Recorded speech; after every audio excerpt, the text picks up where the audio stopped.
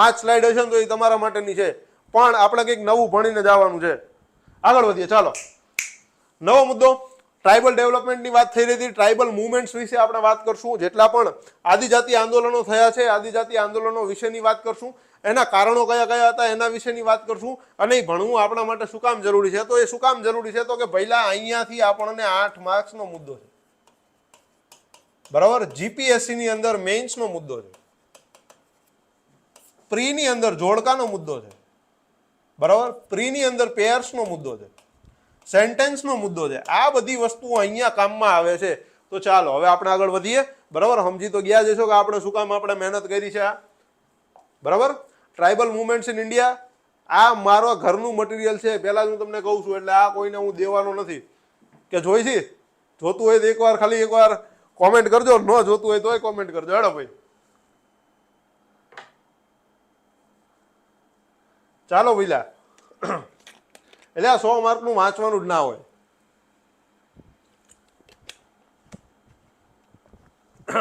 જોતું હોય તો કોમેન્ટ કરજો, ન જોતું હોય તો કોમેન્ટ કરજો.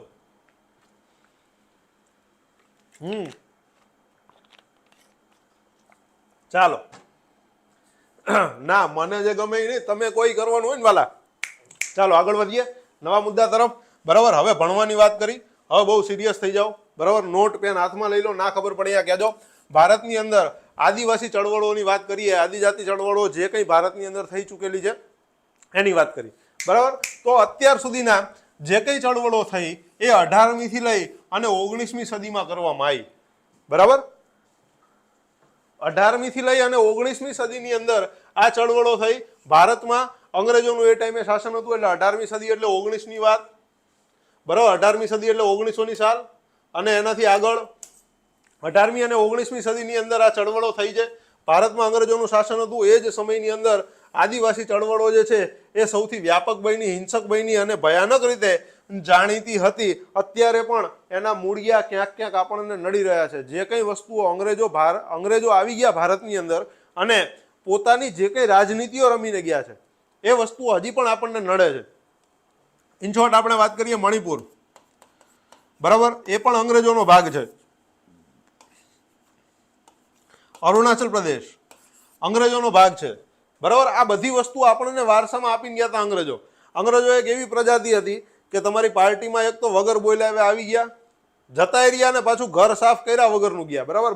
બગાડ તો કર્યો જ, પણ એ બગાડ જે રહ્યો એ હંકેલો નથી, બધો બગાડ અહીંયા ને અહીંયા મૂકીને ગયા. એ કેવા પ્રજાતિ હતી? તો શું કર્યું? તો કે 18મી થી શરૂ કરો અને 19મી સદીની અંદર આ ચળવળો થઈ. એ ચળવળોની અંદર એ વખતે કીધું એમ કે અંગ્રેજોનું શાસન હતું, અને એ દરમિયાન શું થયું? તો કે આદિજાતિ ચળવળો જે રહી એ બહુ જ સક્રિય રીતે આગળ વધી, વ્યાપક બની, હિંસક બની અને ભયાનક મોડ પણ લઈ લીધો. ભારતમાં આદિવાસી બળવો 2 કેટેગરીની અંદર વિભાજિત કરી શકાય છે, બરાબર. કે દેશની મુખ્ય જમીન ઉપર થાય અને તેની સરહદોની નજીક થાય, બરાબર. એટલે 2 રીતે થાય. એક તો આપણી જે મુખ્ય જમીન એટલે એમપી, ગુજરાત, આમ તો ગુજરાતે હવે તો અહીંયા આપણું બોર્ડર વાળો સ્ટેટ વાળો ભાગ આવી ગયો, મહારાષ્ટ્ર. તો આ બધા રાજ્યોની અંદર એટલે કે મુખ્ય જમીનની અંદર થયો. એ સિવાય ઉત્તર પૂર્વના રાજ્યો એટલે કે જે આપણું અરુણાચલ પ્રદેશ છે, અસમ છે, મિઝોરમ છે, નાગાલેન્ડ છે, મણિપુર છે, ત્રિપુરા છે, મેઘાલય છે, આ બધી જગ્યાએ જે બળવો થયો. એવી રીતે ભારતની અંદર આદિજાતિ બળવાને આપણે કેટલા ભાગની અંદર વેચો? તો કે સાહેબ 2 ભાગની અંદર, બરાબર. એક ક્યાં થયો? તો કે એક થયો સાહેબ મેઇનલેન્ડમાં, એટલે કે જે આપણા અંદરનો ભાગ છે, બરાબર. ત્યાં એક તો થયો પહેલો ભાગ. બીજો ભાગ આપણે ક્યાં જોશું? તો કે બીજો ભાગ જે છે એ 7 સિસ્ટરમાં જોવાનો છે. બીજો ભાગ જે છે એ ક્યાં થયો? તો કે બીજો ભાગ જે છે એ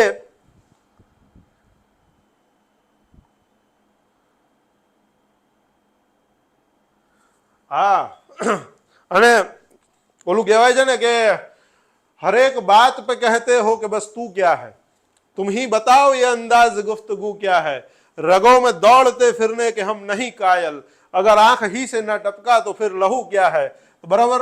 તો પછી અહીંયાની વાત છે ભાઈ, આંખ ही से न टपका तो फिर लहू क्या है.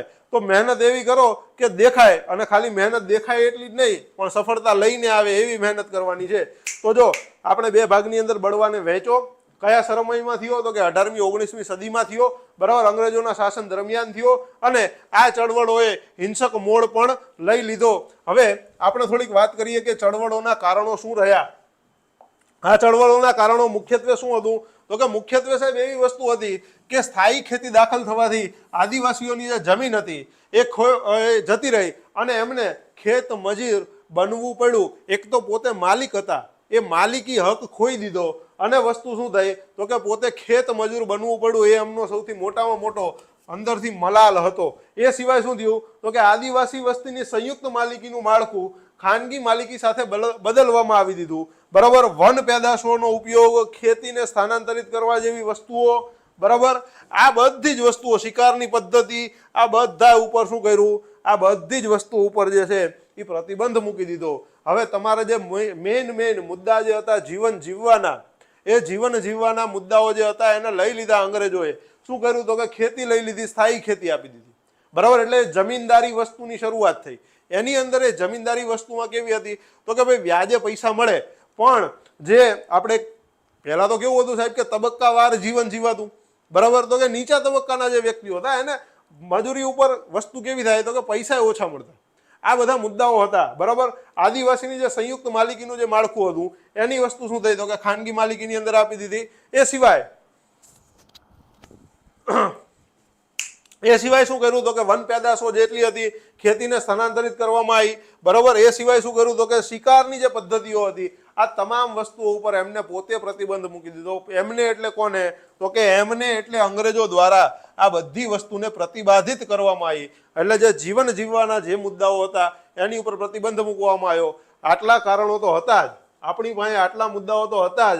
એ સિવાય ઘણી બધી વસ્તુઓ બીજી હતી તો કે મુખ્ય પ્રવાહની જે સંસ્કૃતિ હતી, મુખ્ય પ્રવાહની સંસ્કૃતિની અંદર ભેદભાવો આવવા દાખલ કરવામાં આવ્યા. મુખ્ય પ્રવાહની સંસ્કૃતિની અંદર જે છે એ શું કર્યું, ભેદભાવો દાખલ કર્યા. એનાથી વિપરીત કન્ડિશનની અંદર જે અહીંયા આદિવાસી સંસ્કૃતિ હતી, આપણી જે જૂની સંસ્કૃતિ હતી, ઐતિહાસિક સંસ્કૃતિની અંદર સમાનતા વધારે હતી. અંગ્રેજો દ્વારા મુખ્ય પ્રવાહની સંસ્કૃતિમાં અસમાનતા જે છે એ દાખલ કરવામાં આવી. બરાબર, ઊંચ નીચના ભેદભાવો દાખલ કરવામાં આવ્યા.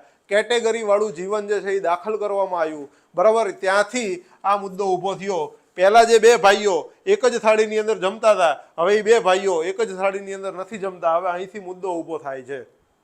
બરાબર, તેઓએ આદિવાસી લોકોને નીચલા હોદ્દા સોંપી દીધા. કારણ કે વન આદિવાસીઓ તેમના વિસ્તારોમાં પ્રવેશ્યા અને તેમને કારણે સ્થિતિ વધુ ખરાબ થઈ. બરાબર, એક તો શું કર્યું, એક તો અંગ્રેજો પોતાના વિસ્તારોની અંદર, આદિજાતિ વિસ્તારોની અંદર પ્રવેશી તો ગયા, પણ એ સિવાય આ જ બધી વસ્તુઓ જે હતી અને એને કારણે શું થયું તો કે ત્યાં વધારે પડતો મુદ્દો ઊભો થયો. હવે મુદ્દો ઊભો થાય એટલે એ સિવાય ઘણા બધા નિયમો પણ મૂકી દીધા. બરાબર, કયો તો કે ભારતીય જંગલોનું વિપુલ સંપત્તિની અંદર સંચાલન કરવા માટે સરકારે 1864માં વન વિભાગની સ્થાપના કરી. બરાબર, બીજી વસ્તુ શું કરી તો કે 1865ના સરકારી વન અધિનિયમ અને 1878ના ભારત વન અધિનિયમ દ્વારા જંગલોની જમીનવાળી જે સરકારી એકાધિકાર એમને લઈ લીધો. હવે વસ્તુ કેવી થઈ કે જ્યાં લોકો રહેતા હતા ત્યાં જ આપણે શું કર્યું તો કે 1865 અને 1800નો એક એક્ટ જે છે એ 1878નો એક એક્ટ પસાર કરી દીધો અને એવું કહી દીધું કે ભાઈ જે વન અધિનિયમ દ્વારા જંગલોવાળી જે જમીન હતી, બરાબર, એના ઉપર સરકારી એકાધિકાર એમને સ્થાપી દીધો. પ્લસ બીજી વસ્તુ એમને એવી કરી કે ભાઈ તમારે જો આ તમામ વસ્તુઓ જોતી હોય પાછી આપીએ, પણ એક કન્ડિશનની અંદર શું કરવાનું તો કે ખ્રિસ્તી મિશનરીઓને છે એ પોતાના વિસ્તારોની અંદર, એમના વિસ્તારોની અંદર એમને ડેપ્લોય કરવામાં આવ્યા, એમને અહીંયા મોકલવામાં આવ્યા. અને એને કારણે વસ્તુ શું થઈ તો કે મૂળ લોકોને ખ્રિસ્તી ધર્મમાં ફેરવવામાં આવ્યા, જેને કારણે આ મુદ્દાઓ ઊભા હતા. બરાબર, આ જ મુદ્દો અત્યારે નડી રહ્યો છે. ક્યાં નડે છે સાહેબ તો કે આ મુદ્દો અત્યારે મણિપુરમાં નડી રહ્યો છે. બરાબર, આ મુદ્દો અત્યારે નાગાલેન્ડની અંદર નડી રહ્યો છે. બરાબર, આ મુદ્દો અત્યારે તમને દેખાય છે મિઝોરમની અંદર નડી રહ્યો છે. આ મુદ્દો છે.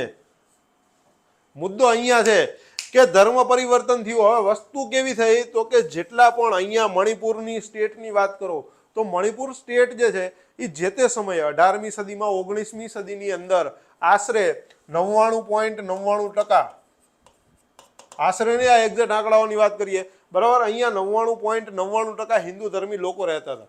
હવે ધીમે ધીમે ત્યાં શું કરવામાં આવી તો કે ધીમે ધીમે ત્યાં શિક્ષણ મોકલવામાં આવ્યું, એજ્યુકેશનની સાથે ત્યાં ચર્ચ ગોઠવવાની શરૂઆત થઈ, બરાબર. પહેલા ત્યારે શરૂઆત થઈ ત્યારે 14 વ્યક્તિઓએ માત્ર ખ્રિસ્તી ધર્મ જે છે એ અપનાવ્યો હતો. અત્યારે મણિપુર સ્ટેટની આશરે 75% વસ્તી જે છે, આ 75% વસ્તી જે છે એ ખ્રિસ્તી ધર્મના લોકોની છે, બરાબર. તો આવ્યું ક્યાંથી? હતું તો નહીં, આપણું મૂળ નહોતું. આ મૂળ ક્યાંથી આવ્યું? આ લોકો લઈને આવ્યા હતા. આ મૂળ આપણને અત્યારે હેરાન કરી રહ્યું છે, બરાબર. આ ખ્રિસ્તી ધર્મના જે મિશનરીઓ હતા એમના દ્વારા જે કઈ વસ્તુઓ ગંધ ફેલાવવામાં આવી હતી, ગંધ અત્યારે આપણને હેરાન કરી રહી છે, બહુ જ હેરાન કરી રહી છે, બરાબર. માહિતી જાતિ અને કુકી જાતિઓ એટલે અઠવાડિયામાં પાસ થઈ જાય. તમે તો 2 મહિનાની વાત કરો, 2 મહિના એટલે ઘણા કહેવાય, પણ એટલી પછી છે ને તમારે મહેનત કરવાની રહે. પરીક્ષા તો અઠવાડિયામાં પાસ થઈ જાય. પરીક્ષા પાસ કરવી મુદ્દો છે જ નહીં, કારણ કે મેં 45 દિવસમાં SSC CGL ની પ્રિલિમ પાસ કરેલી છે ગાંડા. તો આ તો હજી તો એક આખો મહિનો છે, અને આ કઈ એવી તો પરીક્ષા છે નહીં, બરાબર. એની અંદર તો કેટલા માર્ક્સનું ગણિત આવે તો કે 25 માર્કનું ગણિત આવતું, બરાબર. એ સિવાય 25 માર્કનું રિઝનિંગ આવે, 25 નહીં સોરી એ વખતે 50 માર્ક, સોરી હા 50 માર્કનું તમારું ગણિત આવતું, 50 માર્કનું તમારું રિઝનિંગ આવે, 50 માર્કનું અંગ્રેજી આવે. તમારે ઈ તો પાસ નથી જ કરવાનું, તમારી અંદર ગ્રામેટિકલ વસ્તુઓ નથી, બરાબર. સ્પેલિંગ તમારે નથી ગોખવાના, ખાલી ચોપડા ગોખવાના છે ને એ ગુજરાતીમાં છે ભલામણા. અઠવાડિયામાં વંચાઈ જાય એટલું તો. અને હરખી રીતે જો નોટ બનાવીને હરખી રીતે વાંચવાનું શરૂઆત કરો તો 1 મહિનાની અંદર 4 વાર તો રિવિઝન થાય. આગળ વધી આદિવાસી ચળવળો જે હતી એના અમુક આપણે જે છે એ તબક્કાઓ જે છે એ નક્કી કર્યા. તો કે પહેલો તબક્કો કયો હતો? તો કે પહેલો તબક્કો હતો 1795 થી લઈ અને 1860 સુધીનો, બરાબર. પહેલો કયો હતો? પહેલો તબક્કો આવી રહ્યો હતો 1795 થી શરૂ કરો અને 1860 સુધીનો પહેલો તબક્કો. બીજો તબક્કો કયો હતો? 1860 થી શરૂ થયો 1920 સુધીનો. અને ત્રીજો તબક્કો કયો હતો? 1920 થી શરૂ કરો ને 1947 સુધીનો. આ દરમિયાન જે છે એ અલગ અલગ તબક્કાઓની અંદર આદિજાતિ ચળવળો થઈ. પહેલા તબક્કાની અંદર શું થયો તો કે નોંધપાત્ર બળવાઓ થયા. પહેલા તબક્કાના કયા? કોલ વિદ્રોહ, ખોંડ બળવો, સંથાલ બળવો, પ્રારંભિક મુંડા બળવો. આ બધી વસ્તુઓ અહીંયા થઈ પહેલા તબક્કાની અંદર. બીજા તબક્કાની અંદર જુઓ તો કે કયો મુદ્દો? બિરસા મુંડા દ્વારા આદેશો આપવામાં આવેલા અને અહીંયાથી મુંડા વિદ્રોહની શરૂઆત થઈ, બરાબર. ત્રીજા તબક્કાની વાત કરો તો ત્રીજા તબક્કાની અંદર રંપા વિદ્રોહ થયો, બરાબર. તાના ભગતનો વિદ્રોહ થયો. તો આ બધી વસ્તુઓ થઈ. વિકલાંગ માટે કેટલા લાવવાના? વિકલાંગ માટે મેડમ લાવવાના કેટલા એ તો કેવી રીતે નક્કી કરી શકાય, પણ ટ્રાય એવી કરવાની કે આપણે 100+ જઈએ, એટલે જેથી કરીને આપણને ભવિષ્યમાં આગળ કંઈ મેરિટ ઉપર નીચે હોય તો એની ચિંતા ન રહે, બરાબર. સેફ લાઇનમાં રમવાનું, એક સીધી વસ્તુ યાદ રાખો. હંમેશા રમવાનું ખરું પણ સેફ લાઇનની અંદર જઈને રમવાનું, બરાબર. મહેનત એવી કરવાની કે 300 માંથી 100 આવે. એટલું બધું જો કે મેરિટ નહીં અટકે લાગતું નથી, બરાબર, દિવ્યાંગો માટે. પરંતુ કદાચ એવી વસ્તુઓ થાય કે થોડુંક ઉપર નીચે રહે તો સેફ લાઇનમાં રમવાનું, બરાબર. હવે એકવાર આ 84 83 નો 100 પહોંચાડી દો, હાલો જલ્દીથી.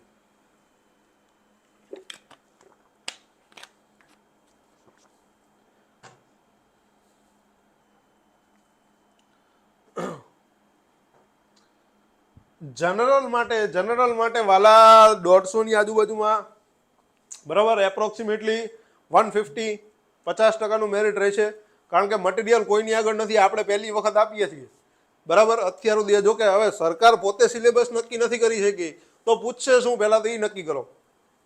સરકારની પાસે પોતે સિલેબસ નથી, તેને પૂછવાનું શું છે, બરાબર. આગળ વધીએ, ચાલો.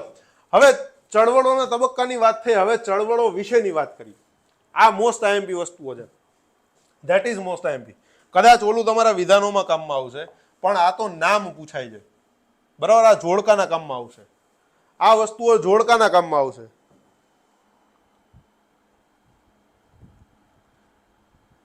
તમે તો 5 માર્કની વાત કરો છો, હું 1.5 માર્કે રહી ચૂકેલો માણસ છું. ખાલી અડધો માર્ક એટલે નડે, અફસોસ થાય, પણ એ અફસોસને પોતાની સફળતામાં કન્વર્ટ કરતા શીખો. ચાલો હવે આગળ વધીએ, બરાબર. આ મુદ્દો બહુ જ વ્યવસ્થિત રીતે સમજજો, હારે તમારી નોટમાં લખતા જજો, ચિંતા નહીં કરતા. આપણે બહુ જ શાંતિથી ભણશું, બરાબર. આર બળવા વિશેની વાત કરીએ તો આર બળવો 1766 ની અંદર મદીનાપુરના મૂળ આદિવાસીઓ દ્વારા જમીનની આવકની જરૂરિયાત અને સંબંધિત વેદનાઓના વિરોધમાં રચાયેલો હતો. પહેલો બળવો, બળવા નંબર 1, ચળવળ નંબર 1 કયો? તો કે આર બળવો. ક્યારે થયો? તો કે સાહેબ થયો 1766 ની અંદર. 1766 ની અંદર જ્યારે આ બળવો કરવામાં આવ્યો તો કઈ જગ્યાએ થયો? તો કે મદીનાપુરના જે મૂળ વિસ્તારો છે ત્યાંથી, બરાબર, અને ત્યાંના જે આદિજાતિ વસ્તી હતી એમના દ્વારા આ બળવો જે છે એ કરવામાં આવેલો હતો. બરાબર, શેના કારણે થયો? તો કે જમીનની આવકની જરૂરિયાત અને જે બીજા જે એમના સંબંધિત વેદનાઓના મુદ્દા હતા એના અંતર્ગત જે છે આ બળવો કરવામાં આવેલો હતો. પોઈન્ટ ટુ બી નોટેડ. મુદ્દા નંબર 1 ભૂલતા નહીં, કારણ યાદ રાખજો.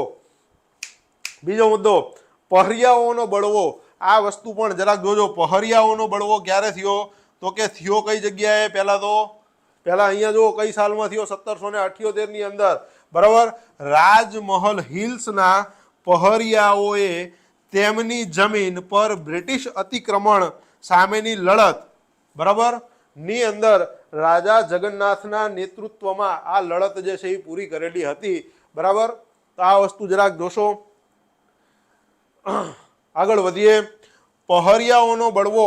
હવે આ બળવો ક્યારે થયો? તો કે આ બળવો થયો સાહેબ 1778 ની અંદર રાજમહલ હિલ્સના વિસ્તારો. હવે રાજમહલ હિલ્સના વિસ્તારો કયા? હાલો હવે જુઓ મને ભાઈ, ભૂગોળના વાળા જવાબ આપો. રાજમહલ હિલ્સ કહું તો રાજમહલ હિલ્સના વિસ્તારો કયા? રાજમહલ હિલ્સના વિસ્તારો કયા આવશે ભાઈ? રાજમહલ હિલ્સના વિસ્તારો કયા આવશે? લખતો જાઉં કે યાદ રહેશે? મારો હેલ્પ નંબર ને હું અહીંયા જ મળશું, ચિંતા નહીં કરો. બરાબર, હું અહીંયા જ મળી જઈશ તમને. દર શનિવારે આપણે લાઈવ મળીએ જ છીએ. કંઈ પણ મુદ્દો હોય પૂછી લેવાનો, ગમે આ વાંચતા અટકાવતો હોય પૂછી લેવાનું. અને એવું કંઈ પણ લાગે તો વિડીયો નીચે કોમેન્ટ તો ખુલ્લી જ છે. એની ટાઈમ યુ કેન કોમેન્ટ. હું જવાબ આપી દઈશ અને જવાબ હું જ આપીશ, એની શ્યોરિટી આપું છું. આગળ વધીએ. ચાલો ભાઈ, રાજમહલ હિલ્સનો વિસ્તાર. આ રાજમહલ હિલ્સનો વિસ્તાર એટલે કયો વિસ્તાર? તો કે સાહેબ ઓરિસ્સાથી ઉપરનો પશ્ચિમ બંગાળનો વિસ્તાર. બરાબર, થોડો ઘણો જે છે એ બાંગ્લાદેશનો વિસ્તાર. આ બાંગ્લાદેશના વિસ્તારની બાજુમાં, બરાબર, આપણને એક રાજ્ય આવેલું છે જેનું નામ છે મેઘાલય. આ મેઘાલયનો વિસ્તાર, ગારો ખાસી અને જૈંતિયાની પર્વતમાળાઓનો જે વિસ્તાર છે, આ રાજમહલની ટેકરીઓનો વિસ્તાર. બરાબર, ત્યાં પહરિયા આદિવાસીઓ રહે છે. એમનો બળવો 1778 થયો. શેના કારણે થયો? તો કે જમીનના અતિક્રમણને કારણે થયો. અંગ્રેજોએ જે છે એ પહરિયા જે આદિજાતિ હતી એમના લોકોની જમીન ઉપર પોતે જે છે એ દબાણ કરેલું હતું. અતિક્રમણ એટલે જે કહેવાય ને પડાવી લેવું. એ જમીનો પડાવી લીધી અને રાજા જગન્નાથના નેતૃત્વમાં આ લોકો દ્વારા જે છે એ બળવો કરવામાં આવેલો હતો. બરાબર, આગળ વધી નવા મુદ્દાઓ તરફ. અને ચેતનભાઈ વધારાની કોમેન્ટ ન કરશો ભાઈ, બીજા મિત્રોને ભણવા દો અને ભણાવવા દો, મને પણ. બરાબર, ચાલો આગળ વધીએ. પછી ત્રીજા નંબરનો બળવો એ ભીલ બળવો હતો. બરાબર, કયા સાલમાં થયો? તો કે સાહેબ 1818 થી શરૂ કર્યો. બરાબર, અને 1831 સુધી પહેલા ભાગની અંદર આ ફેઝ ચાલ્યો. પહેલો ફેઝ પૂરો થયો. એના પછી 1913માં પશ્ચિમ ઘાટમાં, પશ્ચિમ ઘાટ એટલે કયો ભાગ? તો કે પશ્ચિમ ઘાટ એટલે આપણો ભાગ, ગુજરાત વાળો ભાગ, મહારાષ્ટ્ર વાળો ભાગ, બરાબર, આ બાજુનો કર્ણાટક વાળો ભાગ, નીચે કેરળ વાળો ભાગ. તો ત્યાં જે બળવો થયો એ ભીલ બળવો હતો. ક્યારે થયો? બે ફેઝની અંદર થયો, બે ભાગમાં થયો. કયા ભાગમાં થયો? તો કે પહેલો ભાગ આ હતો 1818 થી શરૂ કરી અને 1813 સુધી, આ 1913 સુધી. બરાબર, આ બધી જ વસ્તુઓ ચાલી અહીંયા પશ્ચિમ ઘાટની અંદર આ બળવો થયો. બરાબર, તો કે ભીલ રાજની સ્થાપના કંપની શાસન સામે અવજ્ઞાના સાધન તરીકે કરવામાં આવેલી હતી અને ભીલ રાજાને ટેકો આપવા માટે ગોવિંદ ગુરુએ 1913માં આ જૂથને ફરીથી બનાવેલું હતું. ભીલ રાજાઓએ શું કર્યું હતું? તો કે ભીલ રાજાઓએ એક કામ કર્યું, કંપની શાસન સામે અવજ્ઞાના સાધન રૂપે પોતાનું રાજ્ય સ્થાપ્યું અને એ મુદ્દો 1831 ની અંદર પૂરો થઈ ગયો. 1913 ની અંદર આ જે બળવો હતો એ ફરીથી ફાટ્યો અને એની સાથે ગોવિંદ ગુરુ જે છે એ જોડાયેલા હતા. હવે તમે મને જરાક કહો કે ગુજરાતની અંદર ગોવિંદ ગુરુ યુનિવર્સિટી ક્યાં આવેલી છે? ગુજરાતની અંદર ગોવિંદ ગુરુ યુનિવર્સિટી ક્યાં આવેલી છે? જલ્દીથી ભઈલા.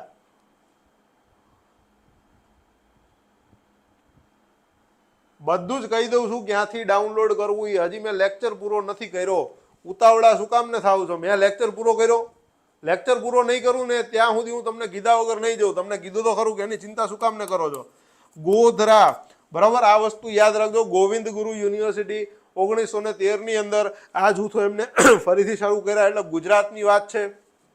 હો અને મુંડા જાતિનો બળવો 1820 થી શરૂ થયો અને 1837 ની અંદર રાજા પરહિતની આગેવાની હેઠળ સિંહભૂમ અને છોટા નાગપુરના પ્રદેશોમાં હો આદિવાસીઓ દ્વારા ખેતીની મહેસૂલ અંતર્ગત, બરાબર, જો અહીંયા યાદ રાખજો, હો અને મુંડાનો બળવો કઈ સાલમાં થયો તો કે 1820 થી 1837 ની અંદર થયો, બરાબર. કોની આગેવાનીમાં થયો તો કે રાજા પરહતીની જે આગેવાની હતી એની અંદર થયો. કયા વિસ્તારોમાં થયો? સિંહભૂમ અને છોટા નાગપુરના પ્રદેશોમાં થયો. આદિવાસી જાતિ કઈ હતી તો કે હો આદિવાસીઓ દ્વારા કરવામાં આવ્યો. શું કામ કર્યો તો? નાવ્યા ખેતીના મહેસૂલ કાર્યક્રમો હતા જે, બરાબર, એના વિરોધની અંદર આ બળવો કરવામાં આવેલો હતો. સાહેબ, હવે છોટા નાગપુરનો પઠાર એટલે કયો પઠાર?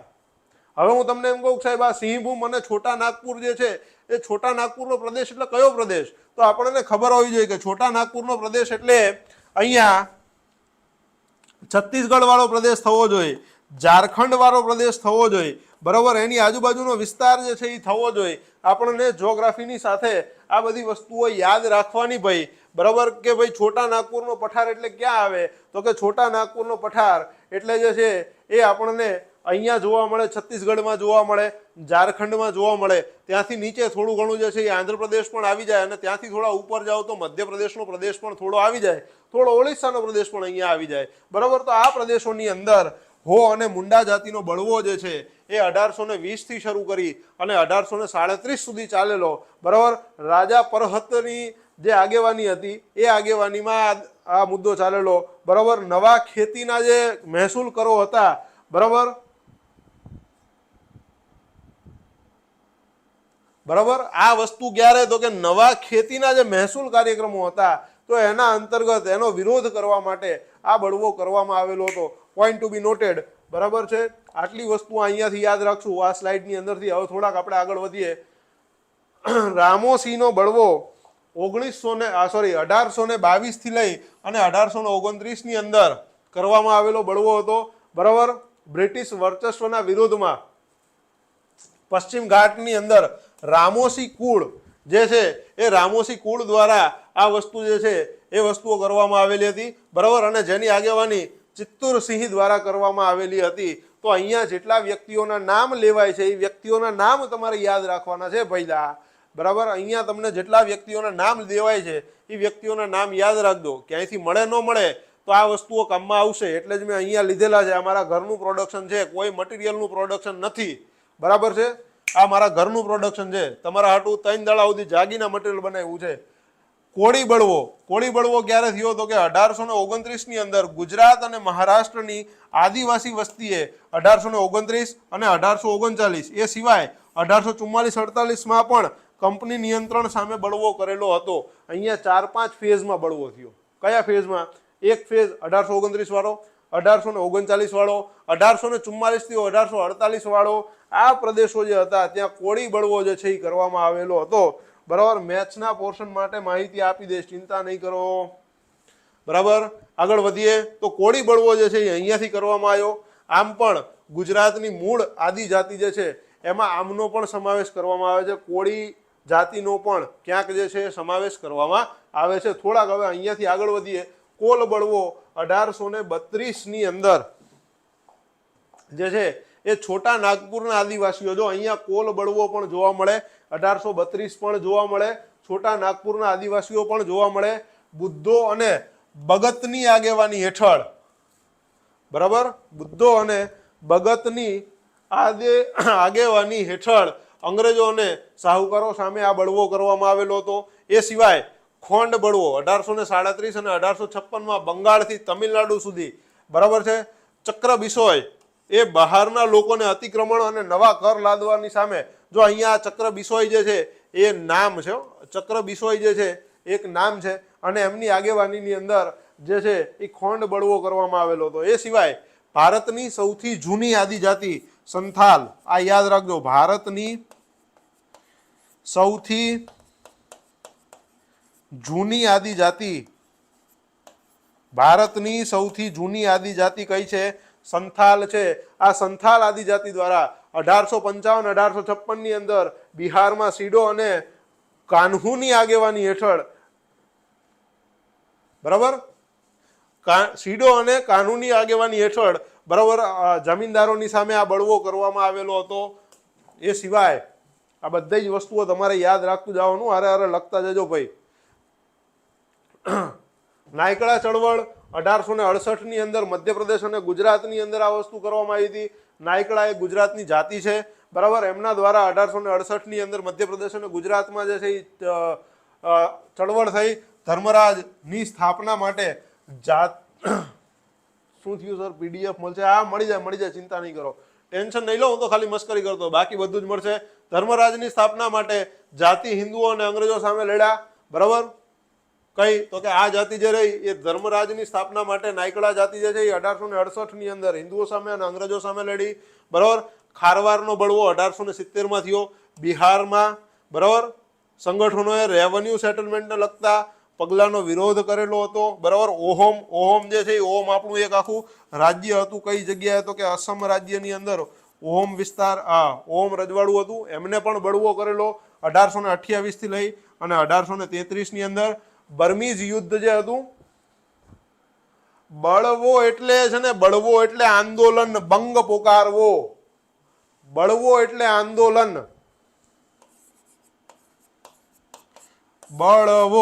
બળવો જે છે એ સશસ્ત્ર હોય,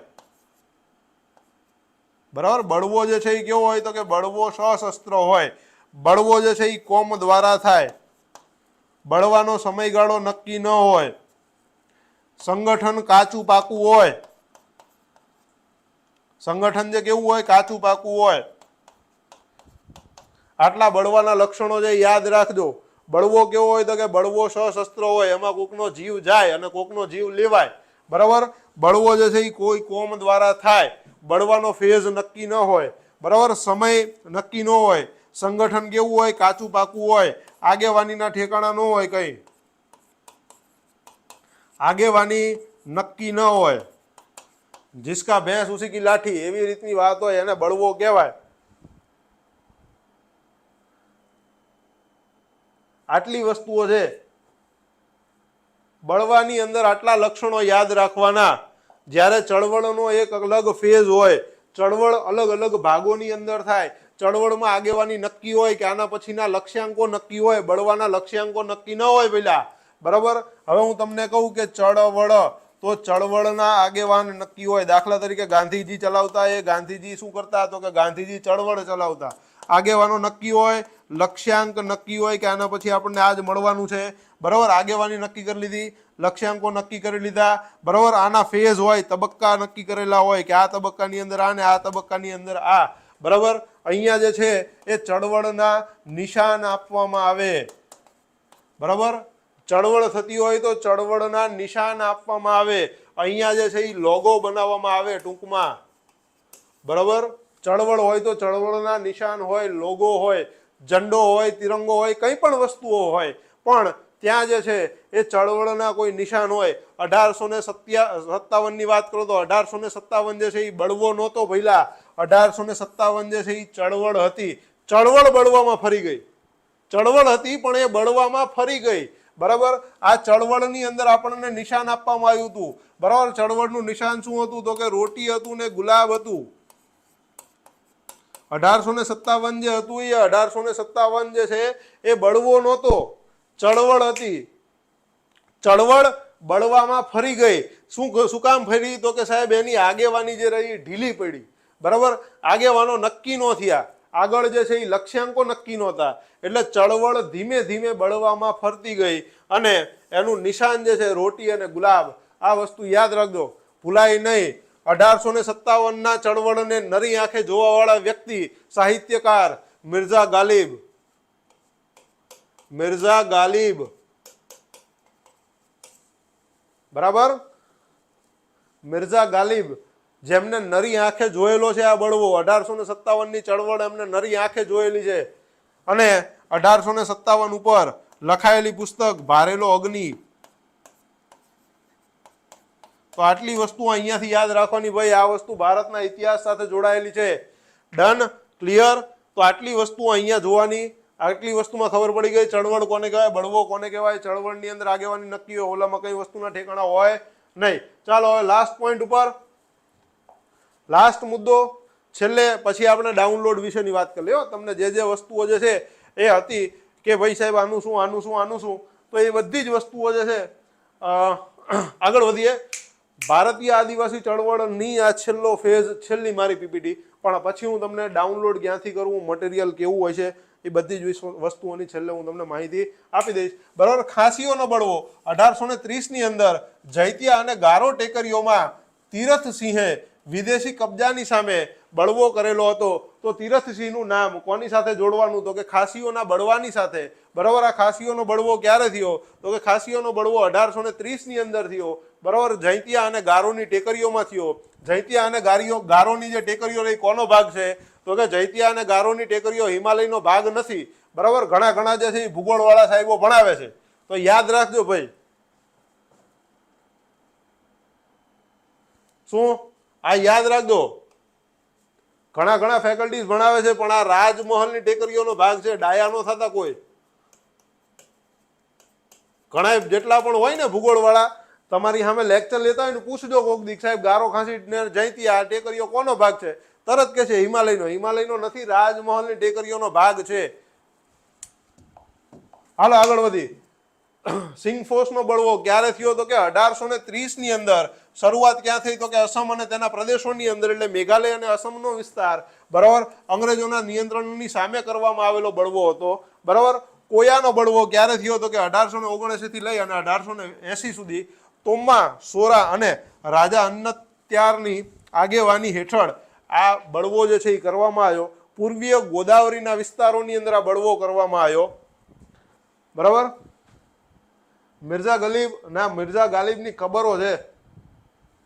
મિર્ઝા ગાલિબની કબર છે દિલ્હીની અંદર. બરાબર. મિર્ઝા ગાલિબ જે છે એ મરી ગયા, એમની કબર છે. 1857ની વાત છે ને, 1957 જતી રહી. 100 વર્ષ ને હજી આ 2057 આવશે, 200 વર્ષ થાય છે. તો ક્યાંથી કોઈ માણસ એટલું બધું જીવે બેન. આગળ વધીએ. ચાલો. કોયાનો બળવો ક્યારે થયો જોઈ લેજો. મુંડા બળવો 1898 1899ની અંદર છોટા નાગપુર ના મૂળ આદિવાસીઓ દ્વારા બિરસા મુંડા ના નેતૃત્વની અંદર આ જે છે એ નિર્દેશોની અંદર ડિપ્સ બળવો કરી અને ઊભા થયા હતા. આટલી વસ્તુઓ આની અંદરથી યાદ રાખવાની આજના લેક્ચરમાંથી. પીપીટી આની મળી જશે. બરાબર. આ પીપીટીની પીડીએફ તમને મળી જશે. હવે વાત કરીએ મૂળ મુદ્દાની. તમને જે કઈ વસ્તુઓ હતી કે આપણે જે વસ્તુઓ કરેલી હતી કે સાહેબ મટીરિયલ ક્યાંથી વાંચવું, મટીરિયલ ક્યાંથી વાંચવું.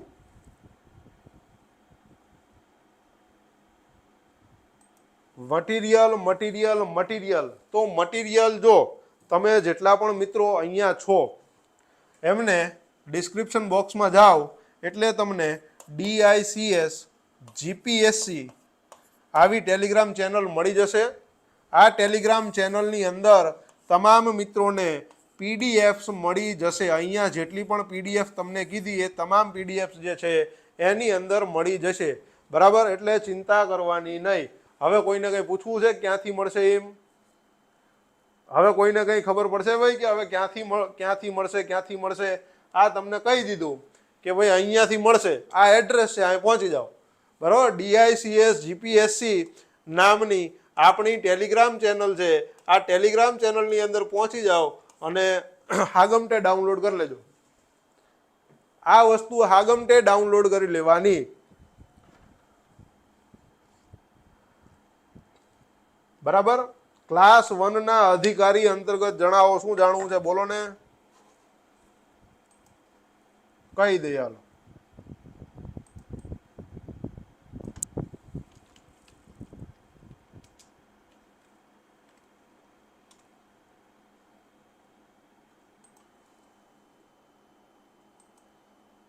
પીપીટી પણ ત્યાંથી ડાઉનલોડ કરી શકાય છે, બરાબર. પીપીટી પણ તમે આ જ જગ્યાએથી ડાઉનલોડ કરી લેશો. આ લેક્ચરની પીડીએફ, આ લેક્ચરની પીડીએફની સાથે અન્ય લેક્ચરની પીડીએફ પણ એની અંદર મુકાયેલી છે. અત્યાર સુધી આપણે જેટલા પણ લેક્ચર લીધા એની પીડીએફ પણ મુકાયેલી છે. તો બધા હાગમટે અહીંયા પહોંચી જાઓ ને હાગમટે અહીંથી ડાઉનલોડ કરી લો, બરાબર. એટલે પૂરું થાય. ક્લિયર? અને હવે મેથ્સ અને ઇંગ્લિશ, ચાલો ભાઈ, હવે તમારા મેથ્સનો મુદ્દો. કોક ભાઈએ આપણને કીધું હતું સાહેબ મેથ્સ વિશે જણાવી દેજો. મેથ્સ વિશે તમારે કેટલા 5 સ્લાઇડ હશે ને તો એ તમારા માટેની છે, પણ આપણે કંઈક નવું ભણીને જવાનું. 5 સ્લાઇડ હશે ને તો એ તમારા માટેની છે, પણ આપણે કંઈક નવું ભણીને જવાનું છે. આગળ વધીએ, ચાલો. નવો મુદ્દો, ટ્રાઇબલ ડેવલપમેન્ટની વાત થઈ રહી હતી. ટ્રાઇબલ મુવમેન્ટ્સ વિશે આપણે વાત કરશું. જેટલા પણ આદિજાતિ આંદોલનો થયા છે, આદિજાતિ આંદોલનો વિશેની વાત કરશું. એના કારણો કયા કયા હતા એના વિશેની વાત કરશું. અને એ ભણવું આપણા માટે શું કામ જરૂરી છે? તો એ શું કામ જરૂરી છે? તો કે પહેલા અહીંયાથી આપણને 8 માર્ક્સનો મુદ્દો છે, બરાબર. જીપીએસસી ની અંદર મેઇન્સનો મુદ્દો છે, પ્રીની અંદર જોડકાનો મુદ્દો છે, બરાબર. પ્રીની અંદર પેયર્સનો મુદ્દો છે, સેન્ટેન્સનો મુદ્દો છે. આ બધી વસ્તુઓ અહીંયા કામમાં આવે છે. તો ચાલો હવે આપણે આગળ વધીએ, બરાબર. સમજી તો ગયા જશો કે આપણે શું કામ આપણે મહેનત કરી છે આ, બરાબર. ટ્રાઇબલ મુવમેન્ટ્સ ઇન ઇન્ડિયા, આ મારો ઘરનું મટીરિયલ છે, પહેલા હું તમને કહું છું. એટલે આ કોઈને હું દેવાનો નથી કે જોઈ છે. જોતું હોય તો એકવાર ખાલી એકવાર કોમેન્ટ કરજો, ન જોતું હોય તોય કોમેન્ટ કરજો. હેડો ભાઈ, ચાલો ભાઈલા. એટલે આ 100 માર્કનું વાંચવાનું જ ના હોય.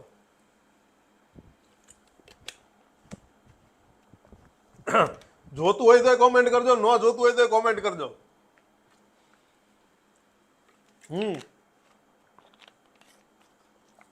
ચાલો. ના, મને જે ગમે એ નહીં, તમે કોઈ કરવાનું હોય ને વાલા. ચાલો આગળ વધીએ નવા મુદ્દા તરફ, બરાબર. હવે ભણવાની વાત કરી, હવે બહુ સિરિયસ થઈ જાઓ, બરાબર. નોટ પેન હાથમાં લઈ લો. ના ખબર પડે અહીંયા કહેજો. ભારતની અંદર આદિવાસી ચળવળોની વાત કરીએ, આદિજાતિ ચળવળો જે કંઈ ભારતની અંદર થઈ ચૂકેલી છે એની વાત કરી, બરાબર. તો અત્યાર સુધીના જે કંઈ ચળવળો થઈ એ 18મી થી લઈ અને 19મી સદીમાં કરવામાં આવી, બરાબર. 18મી થી લઈ અને 19મી સદીની અંદર આ ચળવળો થઈ. ભારતમાં અંગ્રેજોનું એ ટાઈમે શાસન હતું, એટલે 18મી સદી એટલે 19ની વાત, બરાબર. 18મી સદી એટલે 1900ની સાલ, અને એનાથી આગળ 18મી અને 19મી સદીની અંદર આ ચળવળો થઈ છે. ભારતમાં અંગ્રેજોનું શાસન હતું. એ જ સમયની અંદર આદિવાસી ચળવળો જે છે એ સૌથી વ્યાપક બની, હિંસક બની અને ભયાનક રીતે જાણીતી હતી. અત્યારે પણ એના મૂળિયા ક્યાંક ક્યાંક આપણને નડી રહ્યા છે. જે કંઈ વસ્તુઓ અંગ્રેજો આવી ગયા ભારતની અંદર અને પોતાની જે કંઈ રાજનીતિઓ રમીને ગયા છે એ વસ્તુઓ હજી પણ આપણને નડે છે. ઇન શોર્ટ આપણે વાત કરીએ મણિપુર, બરાબર. એ પણ અંગ્રેજોનો ભાગ છે. અરુણાચલ પ્રદેશ અંગ્રેજોનો ભાગ છે, બરાબર. આ બધી વસ્તુ આપણને વારસામાં આપીને ગયા હતા અંગ્રેજો.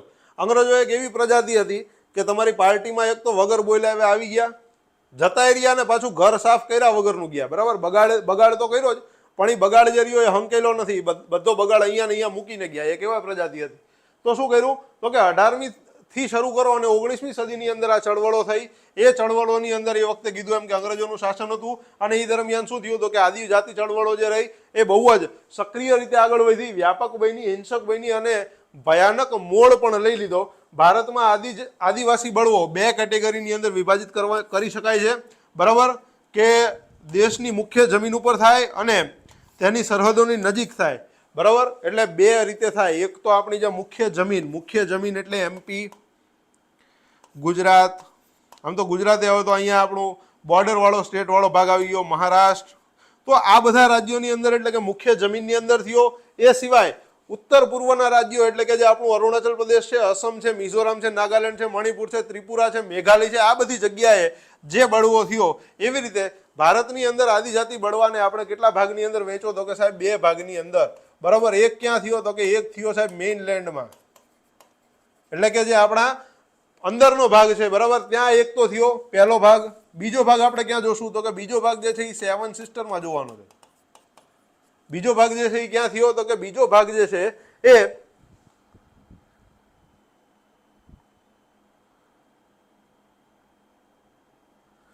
હા, અને ઓલું કહેવાય છે ને કે हर एक बात पे कहते हो कि बस तू क्या है, तुम ही बताओ ये अंदाज गुफ्तगू क्या है, रगों में दौड़ते फिरने के हम नहीं कायल, अगर आंख ही से न टपका तो फिर लहू क्या है। बराबर, तो પછી અહીંયાની વાત છે ભાઈ, આંખ ही से न टपका तो फिर लहू क्या है। તો મહેનત એવી કરો કે દેખાય, અને ખાલી મહેનત દેખાય એટલી જ નહીં પણ સફળતા લઈને આવે એવી મહેનત કરવાની છે। તો જો આપણે બે ભાગની અંદર બળવાને વહેંચો, કયા સમયમાં થયો તો કે 18મી 19મી સદીમાં થયો, બરાબર, અંગ્રેજોના શાસન દરમિયાન થયો, અને આ ચળવળોએ હિંસક મોડ પણ લઈ લીધો। હવે આપણે થોડીક વાત કરીએ કે ચળવળોના કારણો શું રહ્યા। આ ચળવળોના કારણો મુખ્યત્વે શું હતું તો કે મુખ્યત્વે સાહેબ એવી વસ્તુ હતી કે સ્થાયી ખેતી દાખલ થવાથી આદિવાસીઓની જે જમીન હતી એ જતી રહી અને એમને ખેત મજૂર બનવું પડ્યું। એક તો પોતે માલિક હતા, એ માલિકી હક ખોઈ દીધો, અને વસ્તુ શું થઈ તો કે પોતે ખેત મજૂર બનવું પડ્યું, એ એમનો સૌથી મોટામાં મોટો અંદરથી મલાલ હતો। એ સિવાય શું થયું તો કે આદિવાસી વસ્તીની સંયુક્ત માલિકીનું માળખું ખાનગી માલિકી સાથે બદલવામાં આવી દીધું। બરાબર, વન પેદાશોનો ઉપયોગ, ખેતીને સ્થાનાંતરિત કરવા જેવી વસ્તુઓ, બરાબર, આ બધી જ વસ્તુઓ, શિકારની પદ્ધતિ, આ બધા ઉપર શું કર્યું, આ બધી જ વસ્તુઓ ઉપર જે છે એ પ્રતિબંધ મૂકી દીધો। હવે તમારા જે મેઇન મુદ્દા જે હતા જીવન જીવવાના, એ જીવન જીવવાના મુદ્દાઓ જે હતા એને લઈ લીધા અંગ્રેજોએ। શું કર્યું તો કે ખેતી લઈ લીધી, સ્થાયી ખેતી આપી દીધી, બરાબર, એટલે જમીનદારી વસ્તુની શરૂઆત થઈ। એની અંદર એ જમીનદારી વસ્તુમાં કેવી હતી તો કે ભાઈ વ્યાજે પૈસા મળે, પણ જે આપણે પહેલા તો કેવું હતું સાહેબ કે તબક્કાવાર જીવન જીવાતું, બરાબર, તો કે નીચા તબક્કાના જે વ્યક્તિઓ હતા એને મજૂરી ઉપર વસ્તુ કેવી થાય તો કે પૈસા ઓછા મળતા।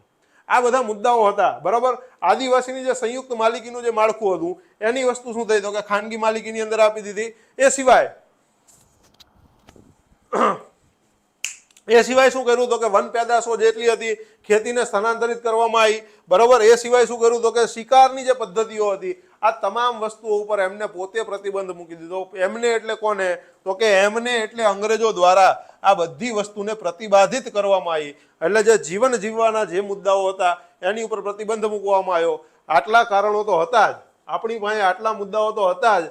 એ સિવાય ઘણી બધી વસ્તુઓ બીજી હતી તો કે મુખ્ય પ્રવાહની જે સંસ્કૃતિ હતી, મુખ્ય પ્રવાહની સંસ્કૃતિની અંદર ભેદભાવો આવવા દાખલ કરવામાં આવ્યા। મુખ્ય પ્રવાહની સંસ્કૃતિની અંદર જે છે એ શું કર્યું, ભેદભાવો દાખલ કર્યા। એનાથી વિપરીત કન્ડિશનની અંદર જે અહીંયા આદિવાસી સંસ્કૃતિ હતી, આપણી જે જૂની સંસ્કૃતિ હતી, ઐતિહાસિક સંસ્કૃતિની અંદર સમાનતા વધારે હતી। અંગ્રેજો દ્વારા મુખ્ય પ્રવાહની સંસ્કૃતિમાં અસમાનતા જે છે એ દાખલ કરવામાં આવી, બરાબર, ઊંચ નીચના ભેદભાવો દાખલ કરવામાં આવ્યા, કેટેગરી વાળું જીવન જે છે એ દાખલ કરવામાં આવ્યું, બરાબર। ત્યાંથી આ મુદ્દો ઊભો થયો। પહેલા જે બે ભાઈઓ એક જ થાળીની અંદર જમતા હતા, હવે એ બે ભાઈઓ એક જ થાળીની અંદર નથી જમતા, હવે અહીંથી મુદ્દો ઊભો થાય છે, બરાબર।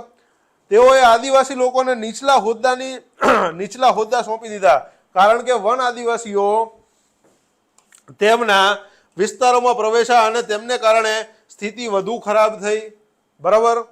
એક તો શું કર્યું, એક તો અંગ્રેજો પોતાના વિસ્તારોની અંદર, આદિજાતિ વિસ્તારોની અંદર પ્રવેશી તો ગયા, પણ એ સિવાય આ જ બધી વસ્તુઓ જે હતી અને એને કારણે શું થયું તો કે ત્યાં વધારે પડતો મુદ્દો ઊભો થયો। હવે મુદ્દો ઊભો થાય એટલે એ સિવાય ઘણા બધા નિયમો પણ મૂકી દીધા, બરાબર। કયો તો કે ભારતીય જંગલોનું વિપુલ સંપત્તિની અંદર સંચાલન કરવા માટે સરકારે 1864માં વન વિભાગની સ્થાપના કરી, બરાબર।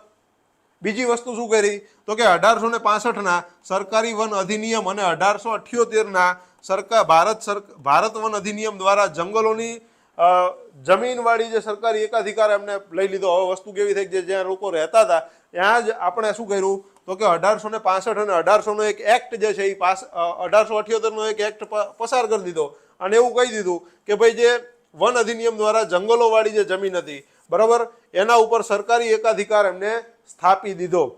પ્લસ બીજી વસ્તુ એમને એવી કરી કે ભાઈ તમારે જો આ તમામ વસ્તુઓ જોતી હોય પાછી આપીએ, પણ એક કન્ડિશનની અંદર શું કરવાનું તો કે ખ્રિસ્તી મિશનરીઓને છે એ પોતાના વિસ્તારોની અંદર, એમના વિસ્તારોની અંદર એમને ડેપ્લોય કરવામાં આવ્યા, એમને અહીંયા મોકલવામાં આવ્યા, અને એને કારણે વસ્તુ શું થઈ તો કે મૂળ લોકોને ખ્રિસ્તી ધર્મમાં ફેરવવામાં આવ્યા, જેને કારણે આ મુદ્દાઓ ઊભા હતા, બરાબર। આ જ મુદ્દો અત્યારે નડી રહ્યો છે। ક્યાં નડે છે સાહેબ તો કે આ મુદ્દો અત્યારે મણિપુરમાં નડી રહ્યો છે, બરાબર। આ મુદ્દો અત્યારે નાગાલેન્ડની અંદર નડી રહ્યો છે,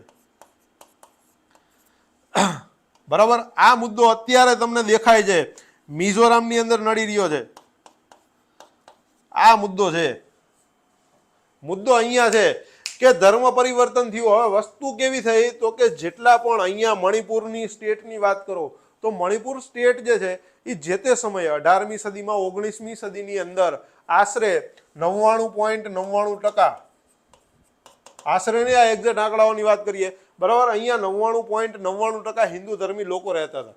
હવે ધીમે ધીમે ત્યાં શું કરવામાં આવી તો કે ધીમે ધીમે ત્યાં શિક્ષણ મોકલવામાં આવ્યું, એજ્યુકેશનની સાથે ત્યાં ચર્ચ ગોઠવવાની શરૂઆત થઈ. બરાબર, પહેલા ત્યારે શરૂઆત થઈ ત્યારે 14 વ્યક્તિઓએ માત્ર ખ્રિસ્તી ધર્મ જે છે એ અપનાવ્યો હતો.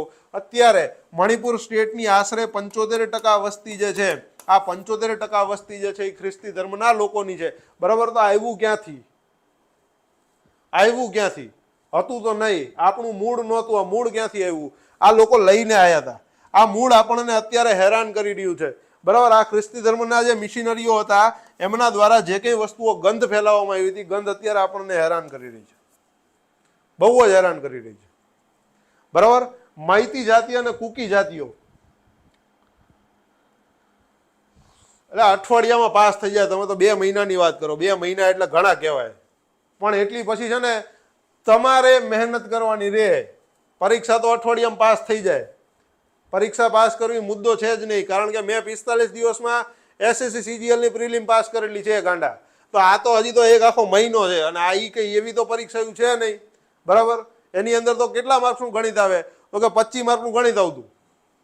બરાબર, એ સિવાય 25 માર્કનું રીઝનિંગ આવે, 25 નહીં સોરી, એ વખતે 50 માર્ક, સોરી, હા 50 માર્કનું તમારું ગણિત આવતું, 50 માર્કનું તમારું રીઝનિંગ આવે, 50 માર્કનું અંગ્રેજી આવે. તમારે ઈ તો પાસ નથી જ કરવાનું. તમારી અંદર ગ્રામેટિકલ વસ્તુઓ નથી. બરાબર, સ્પેલિંગ તમારે નથી ગોખવાના, ખાલી ચોપડા ગોખવાના છે ને એ ગુજરાતીમાં છે. ભલામણ અઠવાડિયામાં વંચાઈ જાય એટલું તો. અને હરખી રીતે જો નોટ બનાવીને હરખી રીતે વાંચવાનું શરૂઆત કરો તો 1 મહિનાની અંદર 4 વાર તો રિવિઝન થાય. આગળ વધી આદિવાસી ચળવળો જે હતી એના અમુક આપણે જે છે એ તબક્કાઓ જે છે એ નક્કી કર્યા. તો કે પહેલો તબક્કો કયો હતો તો કે પહેલો તબક્કો હતો 1795 થી લઈ અને 1860 સુધીનો. બરાબર, પહેલો કયો હતો? પહેલો તબક્કો આવી રહ્યો હતો 1795 થી શરૂ કરો અને 1860 સુધીનો પહેલો તબક્કો. બીજો તબક્કો કયો હતો? 1860 થી શરૂ થયો 1920 સુધીનો. અને ત્રીજો તબક્કો કયો હતો? 1920 થી શરૂ કરો ને 1947 સુધીનો. આ દરમિયાન જે છે એ અલગ અલગ તબક્કાઓની અંદર આદિજાતિ ચળવળો થઈ. પહેલા તબક્કાની અંદર શું થયો તો કે નોંધપાત્ર બળવાઓ થયા. પહેલા તબક્કાના કયા? કોલ વિદ્રોહ, ખોંડ બળવો, સંથાલ બળવો, પ્રારંભિક મુંડા બળવો. આ બધી વસ્તુઓ અહીંયા થઈ પહેલા તબક્કાની અંદર. બીજા તબક્કાની અંદર જુઓ તો કે કયો મુદ્દો? બિરસા મુંડા દ્વારા આદેશો આપવામાં આવેલા અને અહીંયાથી મુંડા વિદ્રોહની શરૂઆત થઈ. બરાબર, ત્રીજા તબક્કાની વાત કરો તો ત્રીજા તબક્કાની અંદર રંપા વિદ્રોહ થયો. બરાબર, તાના ભગતનો વિદ્રોહ થયો. તો આ બધી વસ્તુઓ થઈ. વિકલાંગ માટે કેટલા લાવવાના? વિકલાંગ માટે મેડમ લાવવાના કેટલા તો કેવી રીતે નક્કી કરી શકાય, પણ ટ્રાય એવી કરવાની કે આપણે 100+ જઈએ, એટલે જેથી કરીને આપણને ભવિષ્યમાં અગર કંઈ મેરિટ ઉપર નીચે હોય તો એની ચિંતા ન રહે. બરાબર, સેફ લાઇનમાં રમવાનું. એક સીધી વસ્તુ યાદ રાખો, હંમેશા રમવાનું ખરું પણ સેફ લાઇનની અંદર જઈને રમવાનું. બરાબર, મહેનત એવી કરવાની કે 300 માંથી 100 આવે. એટલું બધું જો કે મેરિટ નહીં અટકે લાગતું નથી. બરાબર, દિવ્યાંગો માટે, પરંતુ કદાચ એવી વસ્તુઓ થાય કે થોડુંક ઉપર નીચે રહે તો સેફ લાઇનમાં રમવાનું. બરાબર, હવે એકવાર આ 94 83 નો 100 પહોંચાડી દો. હાલો જલ્દીથી.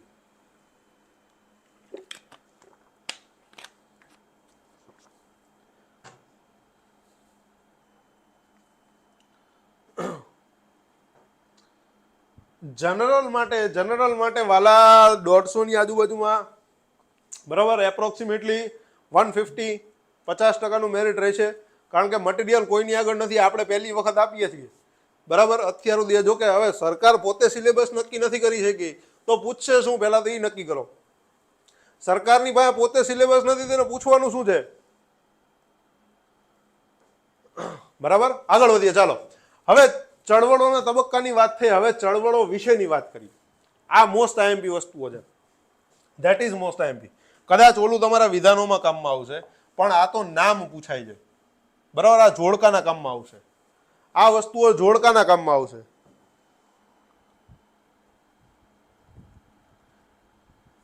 તમે તો 5 માર્કની વાત કરો છો, હું અડધા માર્કે રહી ચૂકેલો માણસ છું. ખાલી અડધો માર્ક એટલે નડે, અફસોસ થાય, પણ એ અફસોસને પોતાની સફળતામાં કન્વર્ટ કરતા શીખો. ચાલો હવે આગળ વધીએ. બરાબર, આ મુદ્દો બહુ જ વ્યવસ્થિત રીતે સમજજો, હારે હારે તમારી નોટમાં લખતા જજો, ચિંતા નહીં કરતા. આપણે બહુ જ શાંતિથી ભણશું, બહુ જ શાંતિથી ભણશું. બરાબર, આર બળવા વિશેની વાત કરીએ તો આર બળવો 1766ની અંદર મદીનાપુરના મૂળ આદિવાસીઓ દ્વારા જમીનની આવકની જરૂરિયાત અને સંબંધિત વેદનાઓના વિરોધમાં રચાયેલો હતો. પહેલો બળવો, બળવા નંબર 1, ચળવળ નંબર 1 કયો? તો કે આર બળવો. ક્યારે થયો? તો કે સાહેબ થયો 1766ની અંદર. 1766ની અંદર જ્યારે આ બળવો કરવામાં આવ્યો તો કઈ જગ્યાએ થયો? તો કે મદીનાપુરના જે મૂળ વિસ્તારો છે ત્યાંથી. બરાબર, અને ત્યાંના જે આદિજાતિ વસ્તી હતી એમના દ્વારા આ બળવો જે છે એ કરવામાં આવેલો હતો. બરાબર, શેના કારણે થયો? તો કે જમીનની આવકની જરૂરિયાત અને જે બીજા જે એમના સંબંધિત વેદનાઓના મુદ્દા હતા એના અંતર્ગત જે છે આ બળવો કરવામાં આવેલો હતો. પોઈન્ટ ટુ બી નોટેડ, મુદ્દા નંબર 1 ભૂલતા નહીં, કારણ યાદ રાખજો. બીજો મુદ્દો, પહરિયાઓનો બળવો. આ વસ્તુ પણ જરાક જોજો. પહરિયાઓનો બળવો ક્યારે થયો? તો કે થયો કઈ જગ્યાએ? પહેલા અહીંયા જો કઈ સાલમાં થયો? 1778ની અંદર. બરાબર, રાજમહલ હિલ્સના પહરિયાઓએ તેમની જમીન પર બ્રિટિશ અતિક્રમણ સામેની લડત, બરાબર, ની અંદર રાજા જગન્નાથના નેતૃત્વમાં આ લડત જે છે એ પૂરી કરેલી હતી. બરાબર, તો આ વસ્તુ જરાક જોશો. આગળ વધીએ. પહરિયાઓનો બળવો. હવે આ બળવો ક્યારે થયો? તો કે આ બળવો થયો સાહેબ 1778ની અંદર રાજમહલ હિલ્સના વિસ્તારો. હવે રાજમહલ હિલ્સના વિસ્તારો કયા? હાલો હવે જુઓ મને ભાઈ, ભૂગોળના વાળા જવાબ આપો. રાજમહલ હિલ્સ કહું તો રાજમહલ હિલ્સના વિસ્તારો કયા? રાજમહલ હિલ્સના વિસ્તારો કયા આવશે ભાઈ? રાજમહલ હિલ્સના વિસ્તારો કયા આવશે? લખતો જાઉં કે યાદ રહેશે? મારો હેલ્પ નંબર ને હું અહીંયા જ મળશું, ચિંતા નહીં કરો. બરાબર, હું અહીંયા જ મળી જઈશ તમને. દર શનિવારે આપણે લાઈવ મળીએ જ છીએ. કંઈ પણ મુદ્દો હોય પૂછી લેવાનો, ગમે ત્યાં વાંચતા અટકાવતો હોય પૂછી લેવાનું. અને એવું કંઈ પણ લાગે તો વિડીયો નીચે કોમેન્ટ તો ખુલ્લી જ છે, એની ટાઈમ યુ કેન કોમેન્ટ. હું જવાબ આપી દઈશ અને જવાબ હું જ આપીશ, એની શ્યોરિટી આપું છું. આગળ વધીએ. ચાલો ભાઈ, રાજમહલ હિલ્સનો વિસ્તાર. આ રાજમહલ હિલ્સનો વિસ્તાર એટલે કયો વિસ્તાર? તો કે સાહેબ ઓરિસ્સાથી ઉપરનો પશ્ચિમ બંગાળનો વિસ્તાર. બરાબર, થોડો ઘણો જે છે એ બાંગ્લાદેશનો વિસ્તાર. આ બાંગ્લાદેશના વિસ્તારની બાજુમાં બરાબર આપણને એક રાજ્ય આવેલું છે જેનું નામ છે મેઘાલય. આ મેઘાલયનો વિસ્તાર, ગારો ખાસી અને જૈંતિયાની પર્વતમાળાઓનો જે વિસ્તાર છે, આ રાજમહલની ટેકરીઓનો વિસ્તાર. બરાબર, ત્યાં પહરિયા આદિવાસીઓ રહે છે. એમનો બળવો 1778માં થયો. શેના કારણે થયો? તો કે જમીનના અતિક્રમણને કારણે થયો. અંગ્રેજોએ જે છે એ પહરિયા જે આદિજાતિ હતી એમના લોકોની જમીન ઉપર પોતે જે છે એ દબાણ કરેલું હતું. અતિક્રમણ એટલે જે કહેવાય ને પડાવી લેવું. એ જમીનો પડાવી લીધી અને રાજા જગન્નાથના નેતૃત્વમાં આ લોકો દ્વારા જે છે એ બળવો કરવામાં આવેલો હતો. બરાબર, આગળ વધી નવા મુદ્દાઓ તરફ. અને ચેતનભાઈ વધારાની કોમેન્ટ ન કરશો ભાઈ, બીજા મિત્રોને ભણવા દો અને ભણાવવા દો, મને પણ. બરાબર, ચાલો આગળ વધીએ. પછી ત્રીજા નંબરનો બળવો એ ભીલ બળવો હતો. બરાબર, કયા સાલમાં થયો? તો કે સાહેબ 1818થી શરૂ કર્યો. બરાબર, અને 1831 સુધી પહેલા ભાગની અંદર આ ફેઝ ચાલ્યો.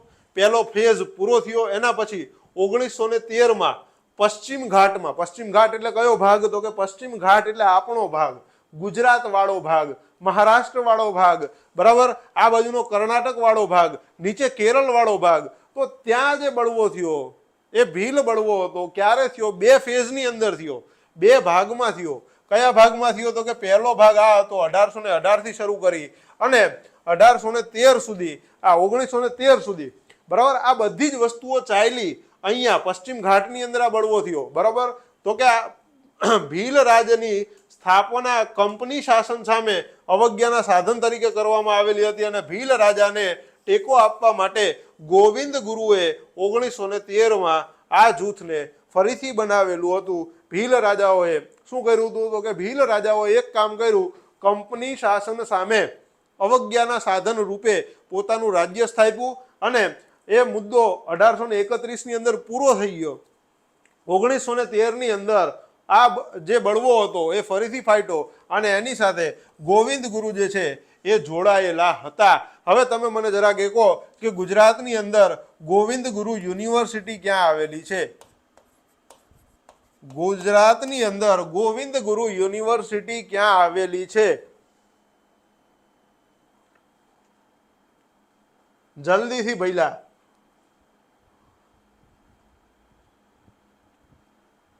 બધું જ કહી દઉં છું ક્યાંથી ડાઉનલોડ કરવું એ. હજી મેં લેક્ચર પૂરો નથી કર્યો. ઉતાવળા શું કામ ને થાવ છો? મેં લેક્ચર પૂરો કર્યો? લેક્ચર પૂરો નહીં કરું ને ત્યાં સુધી હું તમને કીધા વગર નહીં જઉં. તમને કીધું તો ખરું કે એની ચિંતા શું કામ ને કરો છો?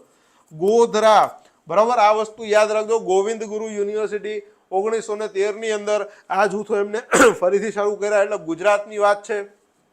હો અને મુંડા જાતિનો બળવો 1820 થી શરૂ થયો અને 1837 ની અંદર રાજા પરહિતની આગેવાની હેઠળ સિંહભૂમ અને છોટા નાગપુરના પ્રદેશોમાં હો આદિવાસીઓ દ્વારા ખેતીની મહેસૂલ અંતર્ગત, બરાબર, જો અહીંયા યાદ રાખજો, હો અને મુંડાનો બળવો કઈ સાલમાં થયો? તો કે 1820 થી 1837 ની અંદર થયો. બરાબર, કોની આગેવાનીમાં થયો? તો કે રાજા પરહતીની જે આગેવાની હતી એની અંદર થયો. કયા વિસ્તારોમાં થયો? સિંહભૂમ અને છોટા નાગપુરના પ્રદેશોમાં થયો. આદિવાસી જાતિ કઈ હતી? તો કે હો આદિવાસીઓ દ્વારા કરવામાં આવ્યો. શું કામ કર્યો? તો નાવ્યા ખેતીના મહેસૂલ કાર્યક્રમો હતા જે, બરાબર, એના વિરોધની અંદર આ બળવો કરવામાં આવેલો હતો. સાહેબ, હવે છોટા નાગપુરનો પઠાર એટલે કયો પઠાર? હવે હું તમને એમ કહું સાહેબ, આ સિંહભૂમ અને છોટા નાગપુર જે છે એ છોટા નાગપુરનો પ્રદેશ એટલે કયો પ્રદેશ? તો આપણને ખબર હોવી જોઈએ કે છોટા નાગપુરનો પ્રદેશ એટલે અહીંયા છત્તીસગઢ વાળો પ્રદેશ થવો જોઈએ, ઝારખંડ વાળો પ્રદેશ થવો જોઈએ, બરાબર, એની આજુબાજુનો વિસ્તાર જે છે એ થવો જોઈએ. આપણને જ્યોગ્રાફીની સાથે આ બધી વસ્તુઓ યાદ રાખવાની ભાઈ, બરાબર, કે ભાઈ છોટા નાગપુરનો પઠાર એટલે ક્યાં આવે? તો કે છોટા નાગપુરનો પઠાર એટલે જે છે એ આપણને અહીંયા જોવા મળે, છત્તીસગઢમાં જોવા મળે, ઝારખંડમાં જોવા મળે. ત્યાંથી નીચે થોડું ઘણું જે છે એ આંધ્રપ્રદેશ પણ આવી જાય અને ત્યાંથી થોડા ઉપર જાઓ તો મધ્યપ્રદેશનો પ્રદેશ પણ થોડો આવી જાય, થોડો ઓડિશાનો પ્રદેશ પણ અહીંયા આવી જાય. બરાબર, તો આ પ્રદેશોની અંદર હો અને મુંડા જાતિનો બળવો જે છે એ 1820 થી શરૂ કરી અને 1837 સુધી ચાલેલો. બરાબર, રાજા પરહતની જે આગેવાની હતી એ આગેવાનીમાં આ મુદ્દો ચાલેલો. બરાબર, નવા ખેતીના જે મહેસૂલ કરો હતા, બરાબર,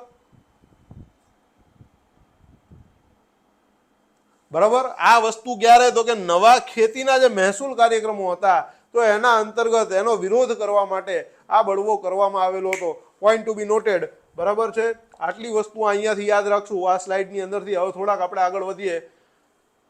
રામોસીનો બળવો 1822 થી લઈ અને 1829 ની અંદર કરવામાં આવેલો બળવો હતો. બરાબર, બ્રિટિશ વર્ચસ્વના વિરોધમાં પશ્ચિમ ઘાટની અંદર રામોસી કુળ જે છે એ રામોસી કુળ દ્વારા આ વસ્તુ જે છે એ વસ્તુઓ કરવામાં આવેલી હતી. બરાબર, અને જેની આગેવાની ચિત્તુર સિંહ દ્વારા કરવામાં આવેલી હતી. તો અહીંયા જેટલા વ્યક્તિઓના નામ લેવાય છે એ વ્યક્તિઓના નામ તમારે યાદ રાખવાના છે પહેલા. બરાબર, અહીંયા તમને જેટલા વ્યક્તિઓના નામ દેવાય છે એ વ્યક્તિઓના નામ યાદ રાખજો. ક્યાંયથી મળે ન મળે તો આ વસ્તુઓ કામમાં આવશે. એટલે જ મેં અહીંયા લીધેલા છે. આ મારા ઘરનું પ્રોડક્શન છે, કોઈ મટીરિયલનું પ્રોડક્શન નથી. બરાબર છે, આ મારા ઘરનું પ્રોડક્શન છે. તમારા હાટું 3 દાડા સુધી જાગીના મટીરિયલ બનાવ્યું છે. કોળી બળવો, કોળી બળવો ક્યારે થયો? તો કે 1829 ની અંદર ગુજરાત અને મહારાષ્ટ્રની આદિવાસી વસ્તીએ 1829 અને 1839 એ સિવાય 1844-48 પણ કંપની નિયંત્રણ સામે બળવો કરેલો હતો. અહીંયા 4-5 ફેઝમાં બળવો થયો. કયા ફેઝમાં? એક ફેઝ 1829 વાળો, 1839 વાળો, 1844 થી 1848 વાળો. આ પ્રદેશો જે હતા ત્યાં કોળી બળવો જે છે એ કરવામાં આવેલો હતો. બરાબર, મેથ્સના પોર્શન માટે માહિતી આપી દઈશ, ચિંતા નહીં કરો. બરાબર, આગળ વધીએ તો કોળી બળવો જે છે એ અહીંયાથી કરવામાં આવ્યો. આમ પણ ગુજરાતની મૂળ આદિજાતિ જે છે એમાં આમનો પણ સમાવેશ કરવામાં આવે છે. કોળી જાતિનો પણ ક્યાંક જે છે સમાવેશ કરવામાં આવે છે. થોડાક હવે અહીંયાથી આગળ વધીએ. કોલ બળવો 1832 ની અંદર જે છે એ છોટા નાગપુરના આદિવાસીઓ, જો અહીંયા કોલ બળવો પણ જોવા મળે, 1832 પણ જોવા મળે, છોટા નાગપુરના આદિવાસીઓ પણ જોવા મળે. બુદ્ધો અને ભગતની આગેવાની હેઠળ, બરાબર, બુદ્ધો અને ભગતની આગેવાની હેઠળ અંગ્રેજો અને શાહુકારો સામે આ બળવો કરવામાં આવેલો હતો. એ સિવાય ખોંડ બળવો 1837 અને 1856 બંગાળથી તમિલનાડુ સુધી, બરાબર છે. ચક્ર બિસોય એ બહારના લોકોને અતિક્રમણ અને નવા કર લાદવાની સામે, જો અહીંયા ચક્ર બિસોય જે છે એ નામ છે, ચક્ર બિસોય જે છે એક નામ છે, અને એમની આગેવાનીની અંદર જે છે એ ખોંડ બળવો કરવામાં આવેલો હતો. એ સિવાય ભારતની સૌથી જૂની આદિજાતિ સંથાલ, આ યાદ રાખજો, ભારતની સૌથી જૂની આદિજાતિ, ભારતની સૌથી જૂની આદિજાતિ કઈ છે? સંથાલ છે. આ સંથાલ આદિજાતિ દ્વારા 1855-1856 ની અંદર બિહારમાં સીડો અને કાન્હુની આગેવાની હેઠળ, બરાબર, સીડો અને કાનૂની આગેવાની હેઠળ, બરાબર, જમીનદારોની સામે આ બળવો કરવામાં આવેલો હતો. એ સિવાય આ બધી જ વસ્તુઓ તમારે યાદ રાખતું જવાનું, હારે હારે લખતા જજો ભાઈ. નાયકળા ચળવળ 1868 ની અંદર મધ્યપ્રદેશ અને ગુજરાતની અંદર આ વસ્તુ કરવામાં આવી હતી. નાયકળા એ ગુજરાતની જાતિ છે, બરાબર. એમના દ્વારા 1868 ની અંદર મધ્યપ્રદેશ અને ગુજરાતમાં જે છે ચળવળ થઈ. ધર્મરાજની સ્થાપના માટે શું થયું સર? પીડીએફ મળશે? હા, મળી જાય, ચિંતા નહીં કરો, ટેન્શન નહીં લો, હું તો ખાલી મસ્કરી કરતો, બાકી બધું જ મળશે. ધર્મરાજની સ્થાપના માટે જાતિ હિન્દુઓ અને અંગ્રેજો સામે લડ્યા, બરાબર. કઈ તો કે આ જાતિ જે રહી એ ધર્મરાજની સ્થાપના માટે નાયકળા જાતિ જે છે એ 1868 ની અંદર હિન્દુઓ સામે અને અંગ્રેજો સામે લડી, બરાબર. ખારવારનો બળવો 1870 થયો બિહારમાં, બરાબર. સંગઠનોએ રેવન્યુ સેટલમેન્ટને લગતા પગલાનો વિરોધ કરેલો હતો, બરાબર. ઓહોમ જે છે ઓહોમ આપણું એક આખું રાજ્ય હતું. કઈ જગ્યાએ? તો કે અસમ રાજ્યની અંદર ઓહોમ વિસ્તાર, ઓહોમ રજવાડું હતું, એમને પણ બળવો કરેલો 1828 થી લઈ અને 1833 ની અંદર. બર્મીઝ યુદ્ધ જે હતું, બળવો એટલે છે ને, બળવો એટલે આંદોલન, બંગ પોકારવો, બળવો એટલે આંદોલન,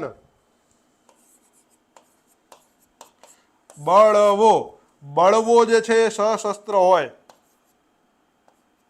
બરાબર. બળવો જે છે એ કેવો હોય? તો કે બળવો સશસ્ત્ર હોય. બળવો જે છે એ કોમ દ્વારા થાય. બળવાનો સમયગાળો નક્કી ન હોય. સંગઠન કાચું પાકું હોય. સંગઠન જે કેવું હોય? કાચું પાકું હોય. આટલા બળવાના લક્ષણો જે યાદ રાખજો. બળવો કેવો હોય? તો કે બળવો સશસ્ત્ર હોય, એમાં કોકનો જીવ જાય અને કોકનો જીવ લેવાય, બરાબર. બળવો જે છે એ કોઈ કોમ દ્વારા થાય. બળવાનો ફેઝ નક્કી ન હોય, બરાબર. સમય નક્કી ન હોય. સંગઠન કેવું હોય? કાચું પાકું હોય. આગેવાનીના ઠેકાણા ન હોય, કઈ આગેવાની નક્કી ન હોય. जिसका भैंस उसी की लाठी, એવી રીતની વાત હોય, એને બળવો કહેવાય. આટલી વસ્તુઓ છે બળવાની અંદર, આટલા લક્ષણો યાદ રાખવાના.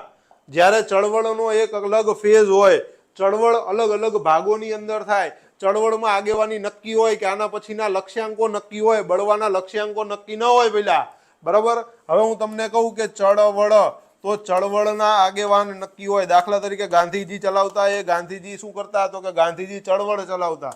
આગેવાનો નક્કી હોય, લક્ષ્યાંક નક્કી હોય કે આના પછી આપણને આજ મળવાનું છે, બરાબર. આગેવાની નક્કી કરી લીધી, લક્ષ્યાંકો નક્કી કરી લીધા, બરાબર. આના ફેઝ હોય, તબક્કા નક્કી કરેલા હોય કે આ તબક્કાની અંદર આ ને આ તબક્કાની અંદર આ, બરાબર. અહીંયા જે છે એ ચળવળના નિશાન આપવામાં આવે, બરાબર. ચળવળ થતી હોય તો ચળવળના નિશાન આપવામાં આવે. અહીંયા જે છે એ લોગો બનાવવામાં આવે ટૂંકમાં, બરાબર. ચળવળ હોય તો ચળવળના નિશાન હોય, લોગો હોય, ઝંડો હોય, તિરંગો હોય, કઈ પણ વસ્તુઓ હોય, પણ ત્યાં જે છે એ ચળવળના કોઈ નિશાન હોય. 1857 ની વાત કરો તો 1857 જે છે એ બળવો નહોતો ભઈલા, 1857 જે છે એ ચળવળ હતી. ચળવળ બળવામાં ફરી ગઈ, ચળવળ હતી પણ એ બળવામાં ફરી ગઈ, બરાબર. આ ચળવળની અંદર આપણને નિશાન આપવામાં આવ્યું હતું, બરાબર. ચળવળનું નિશાન શું હતું? તો કે રોટી હતું ને ગુલાબ હતું. 1857 જે હતું એ 1857 જે છે એ બળવો નહોતો, ચળવળ હતી. ચળવળ બળવામાં ફરી ગઈ. શું કામ ફરી? તો કે સાહેબ એની આગેવાની જે રહી ઢીલી પડી, બરાબર, આગેવાનો નક્કી ન થયા, આગળ જે છે એ લક્ષ્યાંકો નક્કી નહોતા, એટલે ચળવળ ધીમે ધીમે બળવામાં ફરતી ગઈ અને એનું નિશાન જે છે રોટી અને ગુલાબ. આ વસ્તુ યાદ રાખજો, ભૂલાય નહીં. 1857 ચળવળને નરી આંખે જોવા વાળા વ્યક્તિ સાહિત્યકાર મિર્ઝા ગાલિબ. મિર્ઝા ગાલિબ, બરાબર, મિર્ઝા ગાલિબ, જેમને નરી આંખે જોયેલો છે આ બળવો. 1857 ચળવળ એમને નરી આંખે જોયેલી છે અને 1857 ઉપર લખાયેલી પુસ્તક ભારેલો અગ્નિ. તો આટલી વસ્તુ અહીંયાથી યાદ રાખવાની ભાઈ, આ વસ્તુ ભારતના ઇતિહાસ સાથે જોડાયેલી છે. Done, clear. તો આટલી વસ્તુ અહીંયા જોવાની, આટલી વસ્તુમાં ખબર પડી ગઈ ચળવળ કોને કહેવાય, બળવો કોને કહેવાય, ચળવળની અંદર આગેવાની નક્કી હોય, ઓલામાં કઈ વસ્તુના ઠેકાણા હોય નહીં. ચાલો હવે લાસ્ટ પોઈન્ટ ઉપર, લાસ્ટ મુદ્દો છેલ્લે, પછી આપણે ડાઉનલોડ વિશેની વાત કરી લ્યો. તમને જે જે વસ્તુઓ જે છે એ હતી કે ભાઈ સાહેબ આનું શું આનું શું આનું શું, તો એ બધી જ વસ્તુઓ જે છે આગળ વધીએ. ભારતીય આદિવાસી ચળવળની આ છેલ્લો ફેઝ, છેલ્લી મારી પીપીટી, પણ પછી હું તમને ડાઉનલોડ ક્યાંથી કરવું, મટીરિયલ કેવું હોય છે, એ બધી જ વસ્તુઓની છેલ્લે હું તમને માહિતી આપી દઈશ. બરાબર, ખાસીઓનો બળવો 1830 અંદર જૈતિયા અને ગારો ટેકરીઓમાં તીરથસિંહે વિદેશી કબજાની સામે બળવો કરેલો હતો. તો તીરથસિંહનું નામ કોની સાથે જોડવાનું, તો કે ખાસીઓના બળવાની સાથે. બરાબર, આ ખાસીઓનો બળવો ક્યારે થયો, તો કે ખાસીઓનો બળવો 1830 અંદર થયો. બરાબર, જૈતિયા અને ગારોની ટેકરીઓમાં થયો. જૈતિયા અને ગારોની જે ટેકરીઓ રહી કોનો ભાગ છે, તો કે જૈતિયા અને ગારોની ટેકરીઓ હિમાલયનો ભાગ નથી. બરાબર, ઘણા જે છે એ ભૂગોળવાળા સાહેબો ભણાવે છે, તો યાદ રાખજો ભાઈ. શું આ યાદ રાખજો, ઘણા ફેકલ્ટીઝ ભણાવે છે, પણ આ રાજમહલની ટેકરીઓનો ભાગ છે, ડાયા નો થતા કોઈ. ઘણા જેટલા પણ હોય ને ભૂગોળ વાળા, તમારી સામે લેક્ચર લેતા હોય ને પૂછજો કોક દીક, સાહેબ ગારો ખાસી જૈતિયા આ ટેકરીઓ કોનો ભાગ છે, તરત કે છે હિમાલયનો. હિમાલયનો નથી, રાજમહલની ટેકરીઓનો ભાગ છે. હાલો આગળ વધી. સિંગફોસનો બળવો ક્યારે થયો, તો કે 1830 અંદર. શરૂઆત ક્યાં થઈ, તો કે અસમ અને તેના પ્રદેશોની અંદર, એટલે મેઘાલય અને અસમનો વિસ્તાર. બરાબર, અંગ્રેજોના નિયંત્રણની સામે કરવામાં આવેલો બળવો હતો. બરાબર, કોયાનો બળવો ક્યારે થયો, તો કે 1879 થી લઈ અને 1880 સુધી તોમ્મા સોરા અને રાજા અન્નત્યારની આગેવાની હેઠળ આ બળવો જે છે એ કરવામાં આવ્યો. પૂર્વીય ગોદાવરીના વિસ્તારોની અંદર આ બળવો કરવામાં આવ્યો. બરાબર, મિર્ઝા ગાલિબની કબરો છે, મિર્ઝા ગાલિબની કબર છે દિલ્હીની અંદર. બરાબર, મિર્ઝા ગાલિબ જે છે એ મરી ગયા, એમની કબર છે. 1857 વાત છે ને, 1957 જતી રહી, 100 વર્ષ, ને હજી આ 2057 આવશે, 200 વર્ષ થાય છે. તો ક્યાંથી કોઈ માણસ એટલું બધું જીવે બેન. આગળ વધીએ, ચાલો. કોયાનો બળવો ક્યારે થયો જોઈ લેજો. મુંડા બળવો 1898 1899 અંદર છોટા નાગપુર ના મૂળ આદિવાસીઓ દ્વારા બિરસા મુંડા ના નેતૃત્વની અંદર આ જે છે એ નિર્દેશોની અંદર ડિપ્સ બળવો કરી અને ઊભા થયા હતા. આટલી વસ્તુઓ આની અંદરથી યાદ રાખવાની આજના લેક્ચરમાંથી. પીપીટી આની મળી જશે. બરાબર, આ પીપીટીની પીડીએફ તમને મળી જશે. હવે વાત કરીએ મૂળ મુદ્દાની. તમને જે કઈ વસ્તુઓ હતી કે આપણે જે વસ્તુઓ કરેલી હતી કે સાહેબ મટીરિયલ ક્યાંથી વાંચવું, મટીરિયલ ક્યાંથી વાંચવું,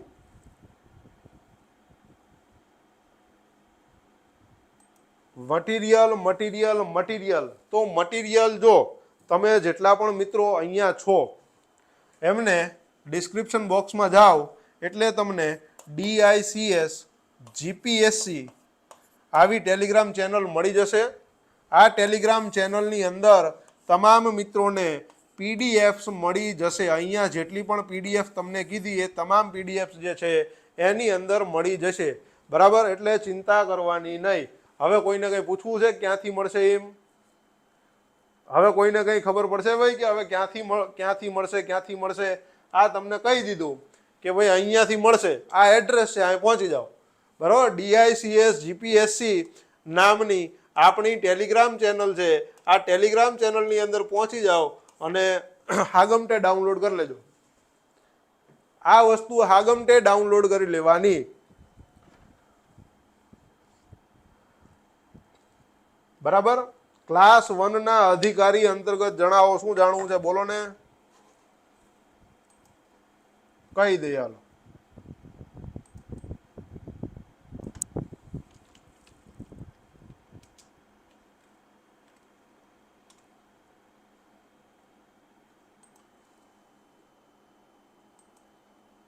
પીપીટી પણ ત્યાંથી ડાઉનલોડ કરી શકાય છે. બરાબર. પીપીટી પણ તમે આ જ જગ્યાએથી ડાઉનલોડ કરી લેશો. આ લેક્ચરની પીડીએફ, આ લેક્ચરની પીડીએફની સાથે અન્ય લેક્ચરની પીડીએફ પણ એની અંદર મુકાયેલી છે. અત્યાર સુધી આપણે જેટલા પણ લેક્ચર લીધા એની પીડીએફ પણ મુકાયેલી છે. તો બધા હાગમટે અહીંયા પહોંચી જાઓ ને હાગમટે અહીંથી ડાઉનલોડ કરી લો. બરાબર, એટલે પૂરું થાય. ક્લિયર. અને હવે મેથ્સ અને ઇંગ્લિશ. ચાલો ભાઈ, હવે તમારા મેથ્સનો મુદ્દો. કોક ભાઈએ આપણને કીધું હતું સાહેબ મેથ્સ વિશે જણાવી દેજો. મેથ્સ વિશે તમારે કેટલા ચેપ્ટર વાંચવાના, સચોટ સોલ્યુશન આપું છું. તમારે જ્યાં લખવું અહીંયા લખી લેજો અને ફાઇનલ સોલ્યુશન હશે. અહીંયાથી માર્ક આવશે. માર્ક લેવા હોય તો આટલી વસ્તુઓ જોઈ લેજો. CS, DICS, Delhi institute of civil services, આવું નામ છે ચેનલનું બેન. DICS. બરાબર. હા, ચાલો આગળ વધીએ. હવે મેથ્સની વાત થાય છે ભાઈ. હવે મેથ્સની વાત થાય છે. આટલા ચેપ્ટર કરી લો. મેથ્સની અંદર તમારે બીજું કંઈ નવું નહીં કરવું પડે. આઈ ગેરંટી ઇટ. તમારા માર્ક્સ આવશે. કદાચ એકાદા બે દાખલા એવા હોય કે છૂટી જાય, પણ એની ચિંતા કરવાની નહીં. માર્ક્સ આવશે, વ્યવસ્થિત માર્ક્સ આવશે. બુદ્ધિ દોડાવવાની નથી થતી પછી આમાંથી. પર્સન્ટેજ કહેતા ટકાવારી. પર્સન્ટેજ કહેતા ટકાવારી.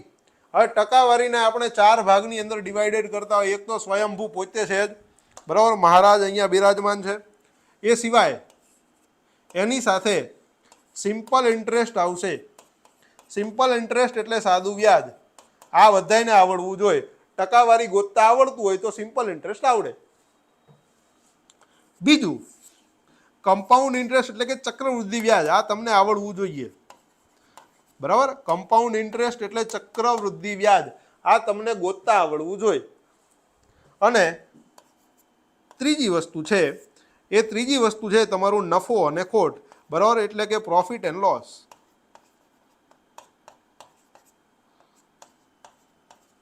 આટલી વસ્તુઓ થઈ. ક્લિયર ભઈલા?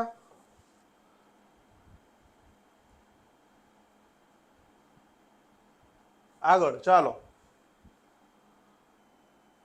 ક્યાંકથી મળી જશે, પણ આ તો મારા ઘરનું છે, હું કઈ નવું લઈને નથી આવ્યો. ચાલો, પર્સન્ટેજની અંદરથી આટલા 4 મુદ્દા કરવાના. બરાબર. એ સિવાય ટાઈમ એન્ડ ડિસ્ટન્સ કરવાનું. એટલે કે સમય અને અંતર. ટ્રેન વાળા દાખલા કરવાના સાહેબ. કયા? ટ્રેન વાળાને હોડી વાળા દાખલા કરવાના. બરાબર. ટ્રેન વાળાને હોડી વાળા દાખલા પૂરા થઈ જાય એટલે ટાઈમ અને વર્ક કરવાનું. આટલા ચેપ્ટર આવડે એટલે તમને મેથ્સ આવડે. ડન.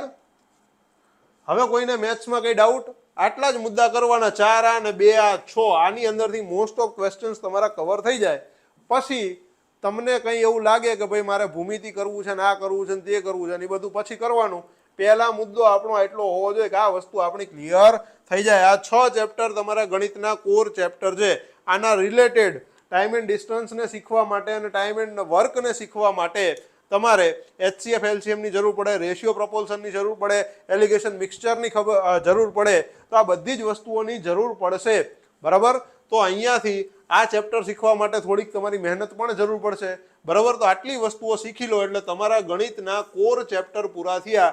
આ ગણિતના ચેપ્ટરમાંથી તમારા 10 પ્રશ્નો આવતા હોય ટોટલ, તો 6 પ્રશ્નો આમાંથી હોય. હવે આનાથી વધારે તમારે કેટલાક લાવવા છે ભાઈ?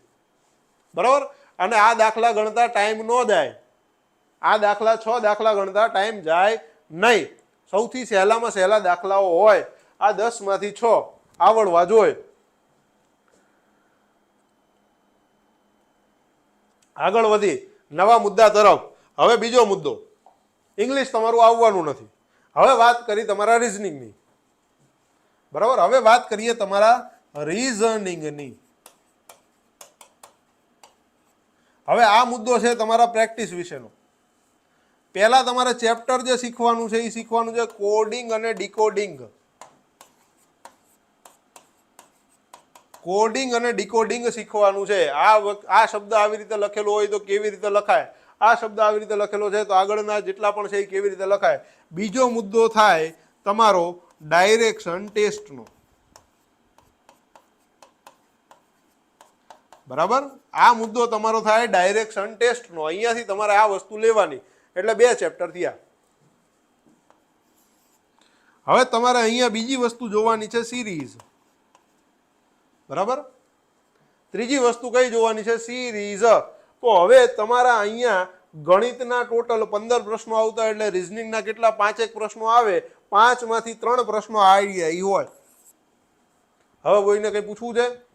એ સિવાય તમને જે અઘરો અને મૂંઝવતો મુદ્દો છે એ થોડુંક તમારું કેલેન્ડર જે છે એ તમને અસર કરે અને કેલેન્ડરની સાથે થોડીક તમને વોચ એટલે કે ઘડિયાળ અસર કરે. તો એક માર્ક્સ જે છે એના હોય. ચેપ્ટર નાનું છે, શીખી લેવાનું. એ સિવાય સિરીઝ તમારી બહુ જ અગત્યની વસ્તુ બનતી જાય છે. બરાબર. 300 માર્ક્સનું પેપર ટાઈમ 3 કલાક આપશે કે અંદર લખેલું હોય છે એટલા કલાકો મળશે. બેન હવે મને એક બાકી ખબર નથી કે કેટલા કલાકો મળશે. આ તમારા રીઝનિંગના કોર ચેપ્ટર છે. ડાયરેક્શન ટેસ્ટના 2 દાખલા હોય, કોડિંગ ડીકોડિંગના 2 દાખલા હોય. આ 2 દાખલાના મુદ્દા છે. 4 માર્કનો મુદ્દો થાય. તો તમે ખોટી મહેનત કરો છો, દોડાદોડ નહીં કરો.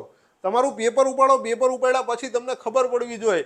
તમે કોઈ પણ બુકની અનુક્રમણિકા વાંચતા હોય તો કોઈ પણ બુકની અનુક્રમણિકા વાંચ્યા બાદ તમને આ વસ્તુની ખબર પડવી જોઈએ. તમારી બુદ્ધિ દોડવી જોઈએ.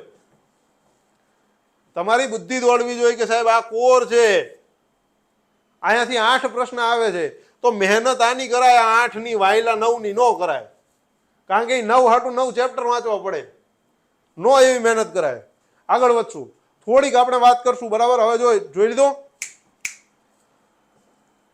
આ બધી જ વસ્તુઓ છે. તમારું ગણિત આવું છે ભાઈ. આ ગણિત આવું છે. અહીંથી 8 પ્રશ્ન જે છે એ આવતા હોય તો વાયલા 3 પ્રશ્નોની મહેનત શું કામ ને કરવી? 3 ગયા એક બાજુ મૂકો, એક બાજુ ભાઈ નથી ગણવા, નથી જોતા અત્યારે. બરાબર. પણ અત્યારે 8 નું જુઓ. આ 8 આવે છે, આ ઘરે આવે છે, સામે થાળીમાં પડેલો લાડવો છે. એટલે ભાઈ તાલુકા ડેવલપમેન્ટ ઓફિસર અને ટીડીઓ 2 અલગ. ઈ ટીડીઓ અને આ ટીડીઓમાં ફેર. આ ટ્રાઇબલ ડેવલપમેન્ટ છે અને ઓલા તાલુકા ડેવલપમેન્ટ છે. એટલી ખબર ન પડે કે તાલુકામાં ટ્રાઇબલમાં ફેર હોય? આટલી તો ખબર પડે કે નહીં વાલા? એને ટીડીઓ કહેવાય, આને ટીડીઓ કહેવાય. 200 માર્ક હાટું જ આટલી મહેનત કરી છે કે 200 માર્કની અંદર તમને જેટલું મટીરિયલ કીધું એ મટીરિયલ તમે DICS GPSCની ટેલિગ્રામ ચેનલ ઉપરથી ડાઉનલોડ કરી લો. 1 આપણા લેક્ચર જોઈ લો. 2 બરાબર. આઈ ડેમ શ્યોર તમે કંઈ જ નહીં કરો ને બીજું વધારાનું અત્યારના 9 લેક્ચર થયા હોય તો 9 અને આગળના એ જે PDF હું મૂકી છે PDF એટલી PDF અને આટલી વસ્તુ 9 લેક્ચર જોઈ લો. 200 માંથી હું ગેરંટી આપીને કહું છું સાહેબ 50 માર્કથી 60 માર્ક્સ તમારા ક્યાંય જ નથી. 60 માર્ક તમારા ખાલી 9 લેક્ચરમાંથી ક્યાંય નથી જવાના, બેઠા આવશે. અને હું તમને ગણીને દેખાડીશ કે જો આ મેં કીધું તું ને આવ્યું, આ વસ્તુ કીધી હતી ને આવી. બરાબર. એટલે 100 તૈયારી, 100 ની તો તૈયારી જ ન હોય, 200 ની તૈયારી કરવાની છે. 9 લેક્ચરમાંથી 60 માર્કના પ્રશ્નો હું તમને કાઢીને દેખાડીશ, બેઠા. અને કોઈ એમ કહે ને કે મારા કોઈ એવું કહેતું હોય ગુજરાતની કોઈ એકેડમી વાળું મારામાંથી આટલું પૂછાણું, મારામાંથી આટલું પૂછાણું. આપણે ગેરંટી મારીને કેવું છે કે 10 લેક્ચર જો આ સિરીઝ અમારી ચાલુ રહીને તો 200 માંથી આરામથી કંઈ જ નહીં કરવાના 120 પ્રશ્નો દેખાય. હજી આ તો આગળ આપણે લેક્ચર લીધા જ નથી. 9 માંથી 60 ની વાત કરું છું. આગળના લેક્ચર લઈશું ને એટલે 120 પ્રશ્નો બેઠા આવશે. ગેરંટી આપીને કહું છું, ગેરંટી આપીને કહું છું. એમ જ્યાં લખવું હોય ત્યાં લખી લેજો. 9 માંથી 60 બહુ વધારે નહીં. આ વસ્તુ કેવી છે? 9 માંથી 60 આ વસ્તુ અત્યારે જે તમને આપી છે ને કોર આપ્યું છે. કોરું માખણ છે. આ કોર છે. આ વસ્તુ ક્યાંય મળી નથી. ગામ વાળાએ કોપી કરીને મૂકેલી છે. મટીરિયલ આપણી ચેનલમાંથી ડાઉનલોડ કરીને પોતાની PPT બનાવેલી છે. આ વસ્તુ છે. બાકી અત્યાર સુધી કોને ખબર હતી કે સાહેબ શું વાંચવાનું, ક્યાંથી વાંચવાનું, કેવા લેક્ચર હોય? આપણે શરૂઆત કરી, મુદ્દો જ આપણે શરૂ કર્યો હતો કે ટીડીઓ આપણે લઈને આવવું છે અને ગુજરાતના છોકરાઓને વગર મહેનતનું મટીરિયલ આપવું છે, વગર મહેનતની સિરીઝ આપવી છે, બરાબર. સિલેબસ વગરના લેક્ચર લેવા છે. કોઈએ નહોતું કર્યું, આપણે શરૂઆત કરી હતી અને આપણે શરૂઆત કરીને અત્યારે આપણે અહીંયા છીએ, રાતના લગભગ 10:30 થાય છે અને તમે બધા મિત્રો આટલી જ ચીવટથી સાંભળો છો. શું કામ? કારણ કે તમને કંઈક મળે છે અને બીજા કરતા સારું મળે છે એટલે, બરાબર. બીજા કરતા છે ને સારી વસ્તુ મળે છે ને એટલે તમે 10:30 અત્યારે અહીંયા છો.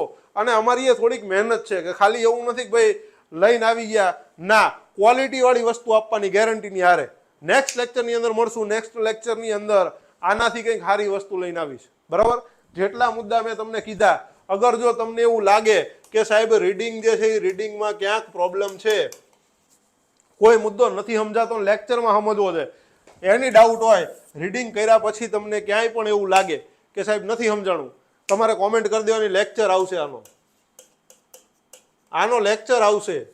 પણ આપણે આ વસ્તુ કરીને જવાની છે, કંઈક વસ્તુ લેવી છે અને કંઈક વસ્તુ સારી લેવી છે, બરાબર. આવતા લેક્ચરની અંદર મળીએ.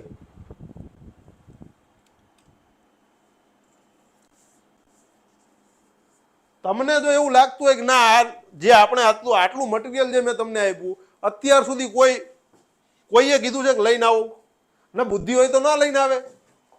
માણસો આગળ એમ કહેતા કે મારી બુદ્ધિ છે, હું આટલા વર્ષથી ભણાવતો, એમની આગળ બુદ્ધિ હોય ના લઈને આવે.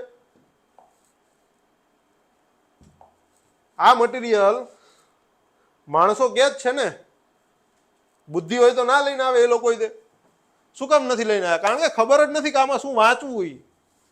શરૂઆત જ આપણે કરી હતી, મુદ્દો જ આપણો જ હતો, બીજું કોઈ જ નહોતું.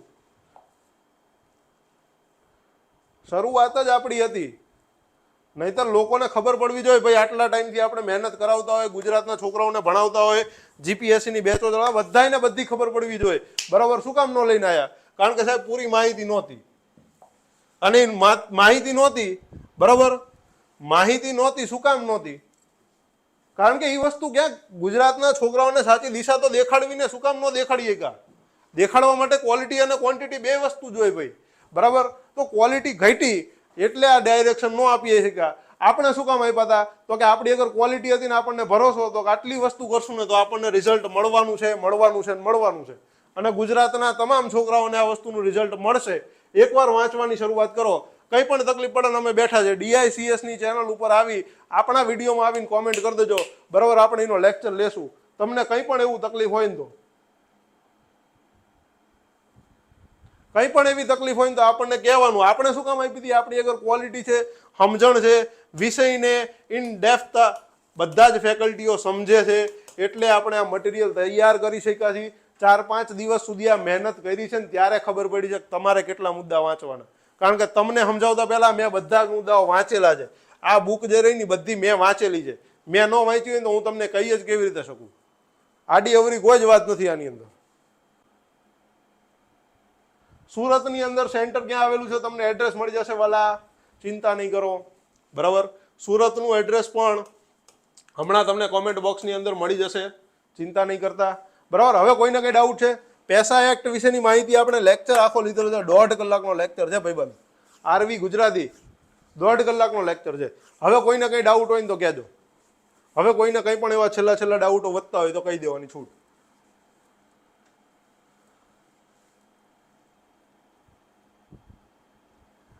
આ ફ્રી આપવું એ તો વસ્તુની પછીની વાત છે.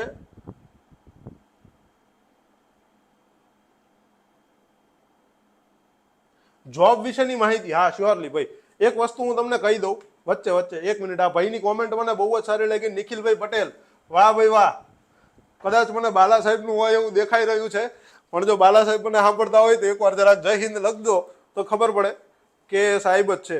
ચાલો કંઈ વાંધો નહીં. હવે તમને ક્યાં પોસ્ટિંગ મળશે ને જોબ વિશેની માહિતી, બરાબર. તો એના માટે આપણે હું અને અભિનવ સર બંને એક સાથે લઈને આવીશું, બરાબર. એક આપણે Q&A સેશન કરશું, ફરીથી Q&A સેશન ફરીથી કરશું. ક્યાં જોબ મળે, ઉપરી અધિકારી કોણ હોય, એની હેરાર્કી કેવી રીતની હોય. Done sir? પ્રેસિડેન્ટ વિશે બધી જ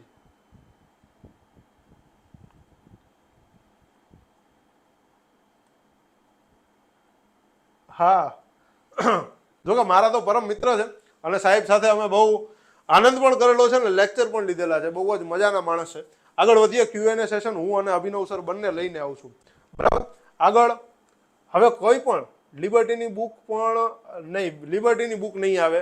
બરાબર. તમારી પાસે જે ગુજરાતની ભૂગોળની બુક પડી હોય એની અંદરથી જો સામાજિક ભૂગોળ એટલે શું થાય તો કે સાહેબ ઉત્સવો આવી જાય, મેળાઓ આવી જાય, આદિજાતિ વિશેની માહિતી આવી જાય, જિલ્લાઓ કયા કયા છે એ આવી જાય, જિલ્લાની અંદર કઈ આદિજાતિ વસ્તી વસે છે એ આવી જાય. બરાબર. આ થયું તમારું સામાજિક ભૂગોળ. બરાબર. આ સામાજિક ભૂગોળની અંદર આ જ બધી માહિતી છે. તમે બધા વાંચો છો એટલે કઈ તમને નવું નથી કહેવાનું. બરાબર. જી સાહેબ. હવે કોઈને કંઈ પણ પ્રશ્ન હોય તો જલ્દીથી પૂછી લો. લેક્ચર આપણે ક્લોઝ કરીએ અને નેક્સ્ટ લેક્ચરની અંદર મળીએ. હજી મારે પણ થોડુંક વાંચવાનું છે તમારા માટે ફરીથી. ડન. માહિતી સચોટ છે એટલે તમે લોકો અહીંયા છો, એ પણ વસ્તુઓ પાકી છે. હજી કોઈને કઈ ડાઉટ હોય તો મિત્રો જલ્દીથી પૂછી લો. ચાલો ભાઈ, હજી હું કોમેન્ટની અંદર ધ્યાન આપું છું. પોસ્ટ વિશેની માહિતી અને kindly look at district social protection officer class 2.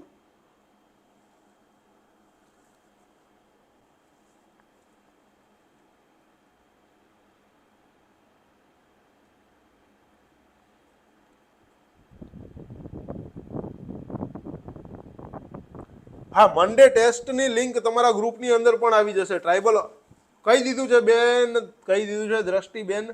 Tribal officer વિશે તમે બધી જ માહિતી આપણે મૂકી દીધેલી છે. બરાબર. હવે એક બીજી વસ્તુ, જેટલા પણ મિત્રો અહીંયા છે, આવતીકાલે નહીં મંડે 4 વાગે તમારી ટેસ્ટ હશે. એટલે જેટલા મિત્રોએ આપણી એપ્લિકેશન ડાઉનલોડ કરવાની બાકી હોય, બરાબર, એટલા મિત્રો જે છે એ પ્લે સ્ટોર ઉપર જઈ અને DICS GPSC, બરાબર, DICS GPSCની જે આપણી એપ્લિકેશન છે, આ એપ્લિકેશન તમે ડાઉનલોડ કરી લો. એની અંદર મંડે 4 વાગે ટેસ્ટ હશે.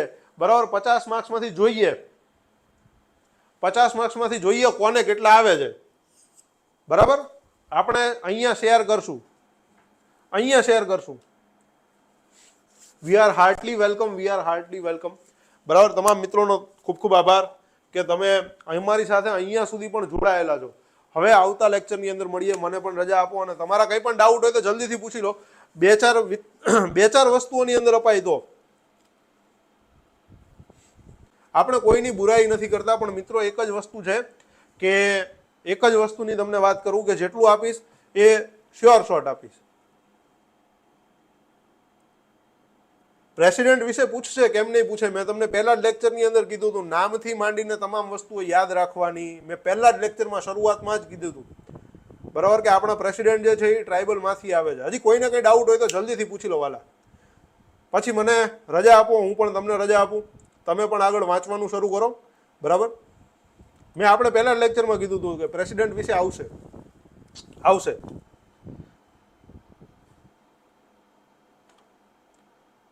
અને લેક્ચર કેવો લાગ્યો એના પણ મને રેટિંગ્સ આપજો પાછા, એમનામ જતા ન રહેતા. Good night, good night. તમામ મિત્રોની કોમેન્ટ અત્યારે મને 86 મિત્રોની કોમેન્ટ આવવી જોઈએ કે લેક્ચર તમને કેવો લાગ્યો. 86 મિત્રોની એક કોમેન્ટ તો આવવી જોઈએ. એક કોમેન્ટ તો બનતી હે. 5 માર્કનું કરંટ અફેર્સ આવશે, ચિંતા નહીં કરો. 2 કલાક વાંચવાની શરૂઆત કરો અત્યારથી, પછી એ તો ધીરે ધીરે વધી જશે.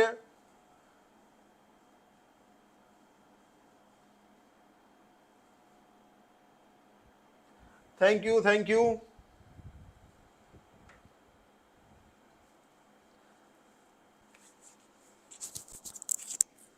તમારા તમામ મિત્રોનો ખૂબ ખૂબ આભાર. હવે આપણે આવતા લેક્ચરની અંદર મળીએ કંઈક નવી વસ્તુઓની સાથે. બધું આવશે પેલા નિખિલભાઈ. 100% આપણે લઈને આવશું. 100% આપણે લઈને આવશું. TDOની જોબ વિશેની પ્રોફાઇલ, પગાર ધોરણ, પ્રમોશન, કામગીરી બધું લઈને આવશું. બરાબર. બધું લઈને આવશું. ચિંતા નહીં કરતા. ડન પાકું. કરંટ અફેર્સ 5-7 માર્કનું આવે. 100 માંથી કેટલા માર્કનું પૂછે હવે યાર? 100 માંથી કરંટ અફેર્સ કેટલું આવે? 5-7 માર્કનું આવે. બહુ ચિંતા નહીં કરવાની. અને એના લેક્ચર આપણે મૂકીએ છીએ. કરંટ અફેર્સના લેક્ચર આપણી ચેનલ ઉપરથી જોઈ લો. પૂરું થઈ ગયું કરંટ અફેર્સ, નવું નહીં કરવું પડે. ડન. ચાલો હવે મિત્રો જલ્દીથી એકવાર જલ્દીથી કોમેન્ટ આપતા જાઓ એટલે આપણે પૂરું કરીએ. બરાબર. તો હવે આવતા લેક્ચરની અંદર તમામ મિત્રો મળીએ. ત્યાં સુધી તમામ મિત્રોને જય હિન્દ અને જય ભારત. તબિયતને સાચવજો ને પરીક્ષા સોમવારની આપજો પાછા, એટલે ખબર પડે કે ભાઈ આપણી સાથે જેટલા જોડાયા છે એટલા મિત્રોને પરીક્ષાની અંદરનું રિઝલ્ટ મળ્યું છે. Thank you.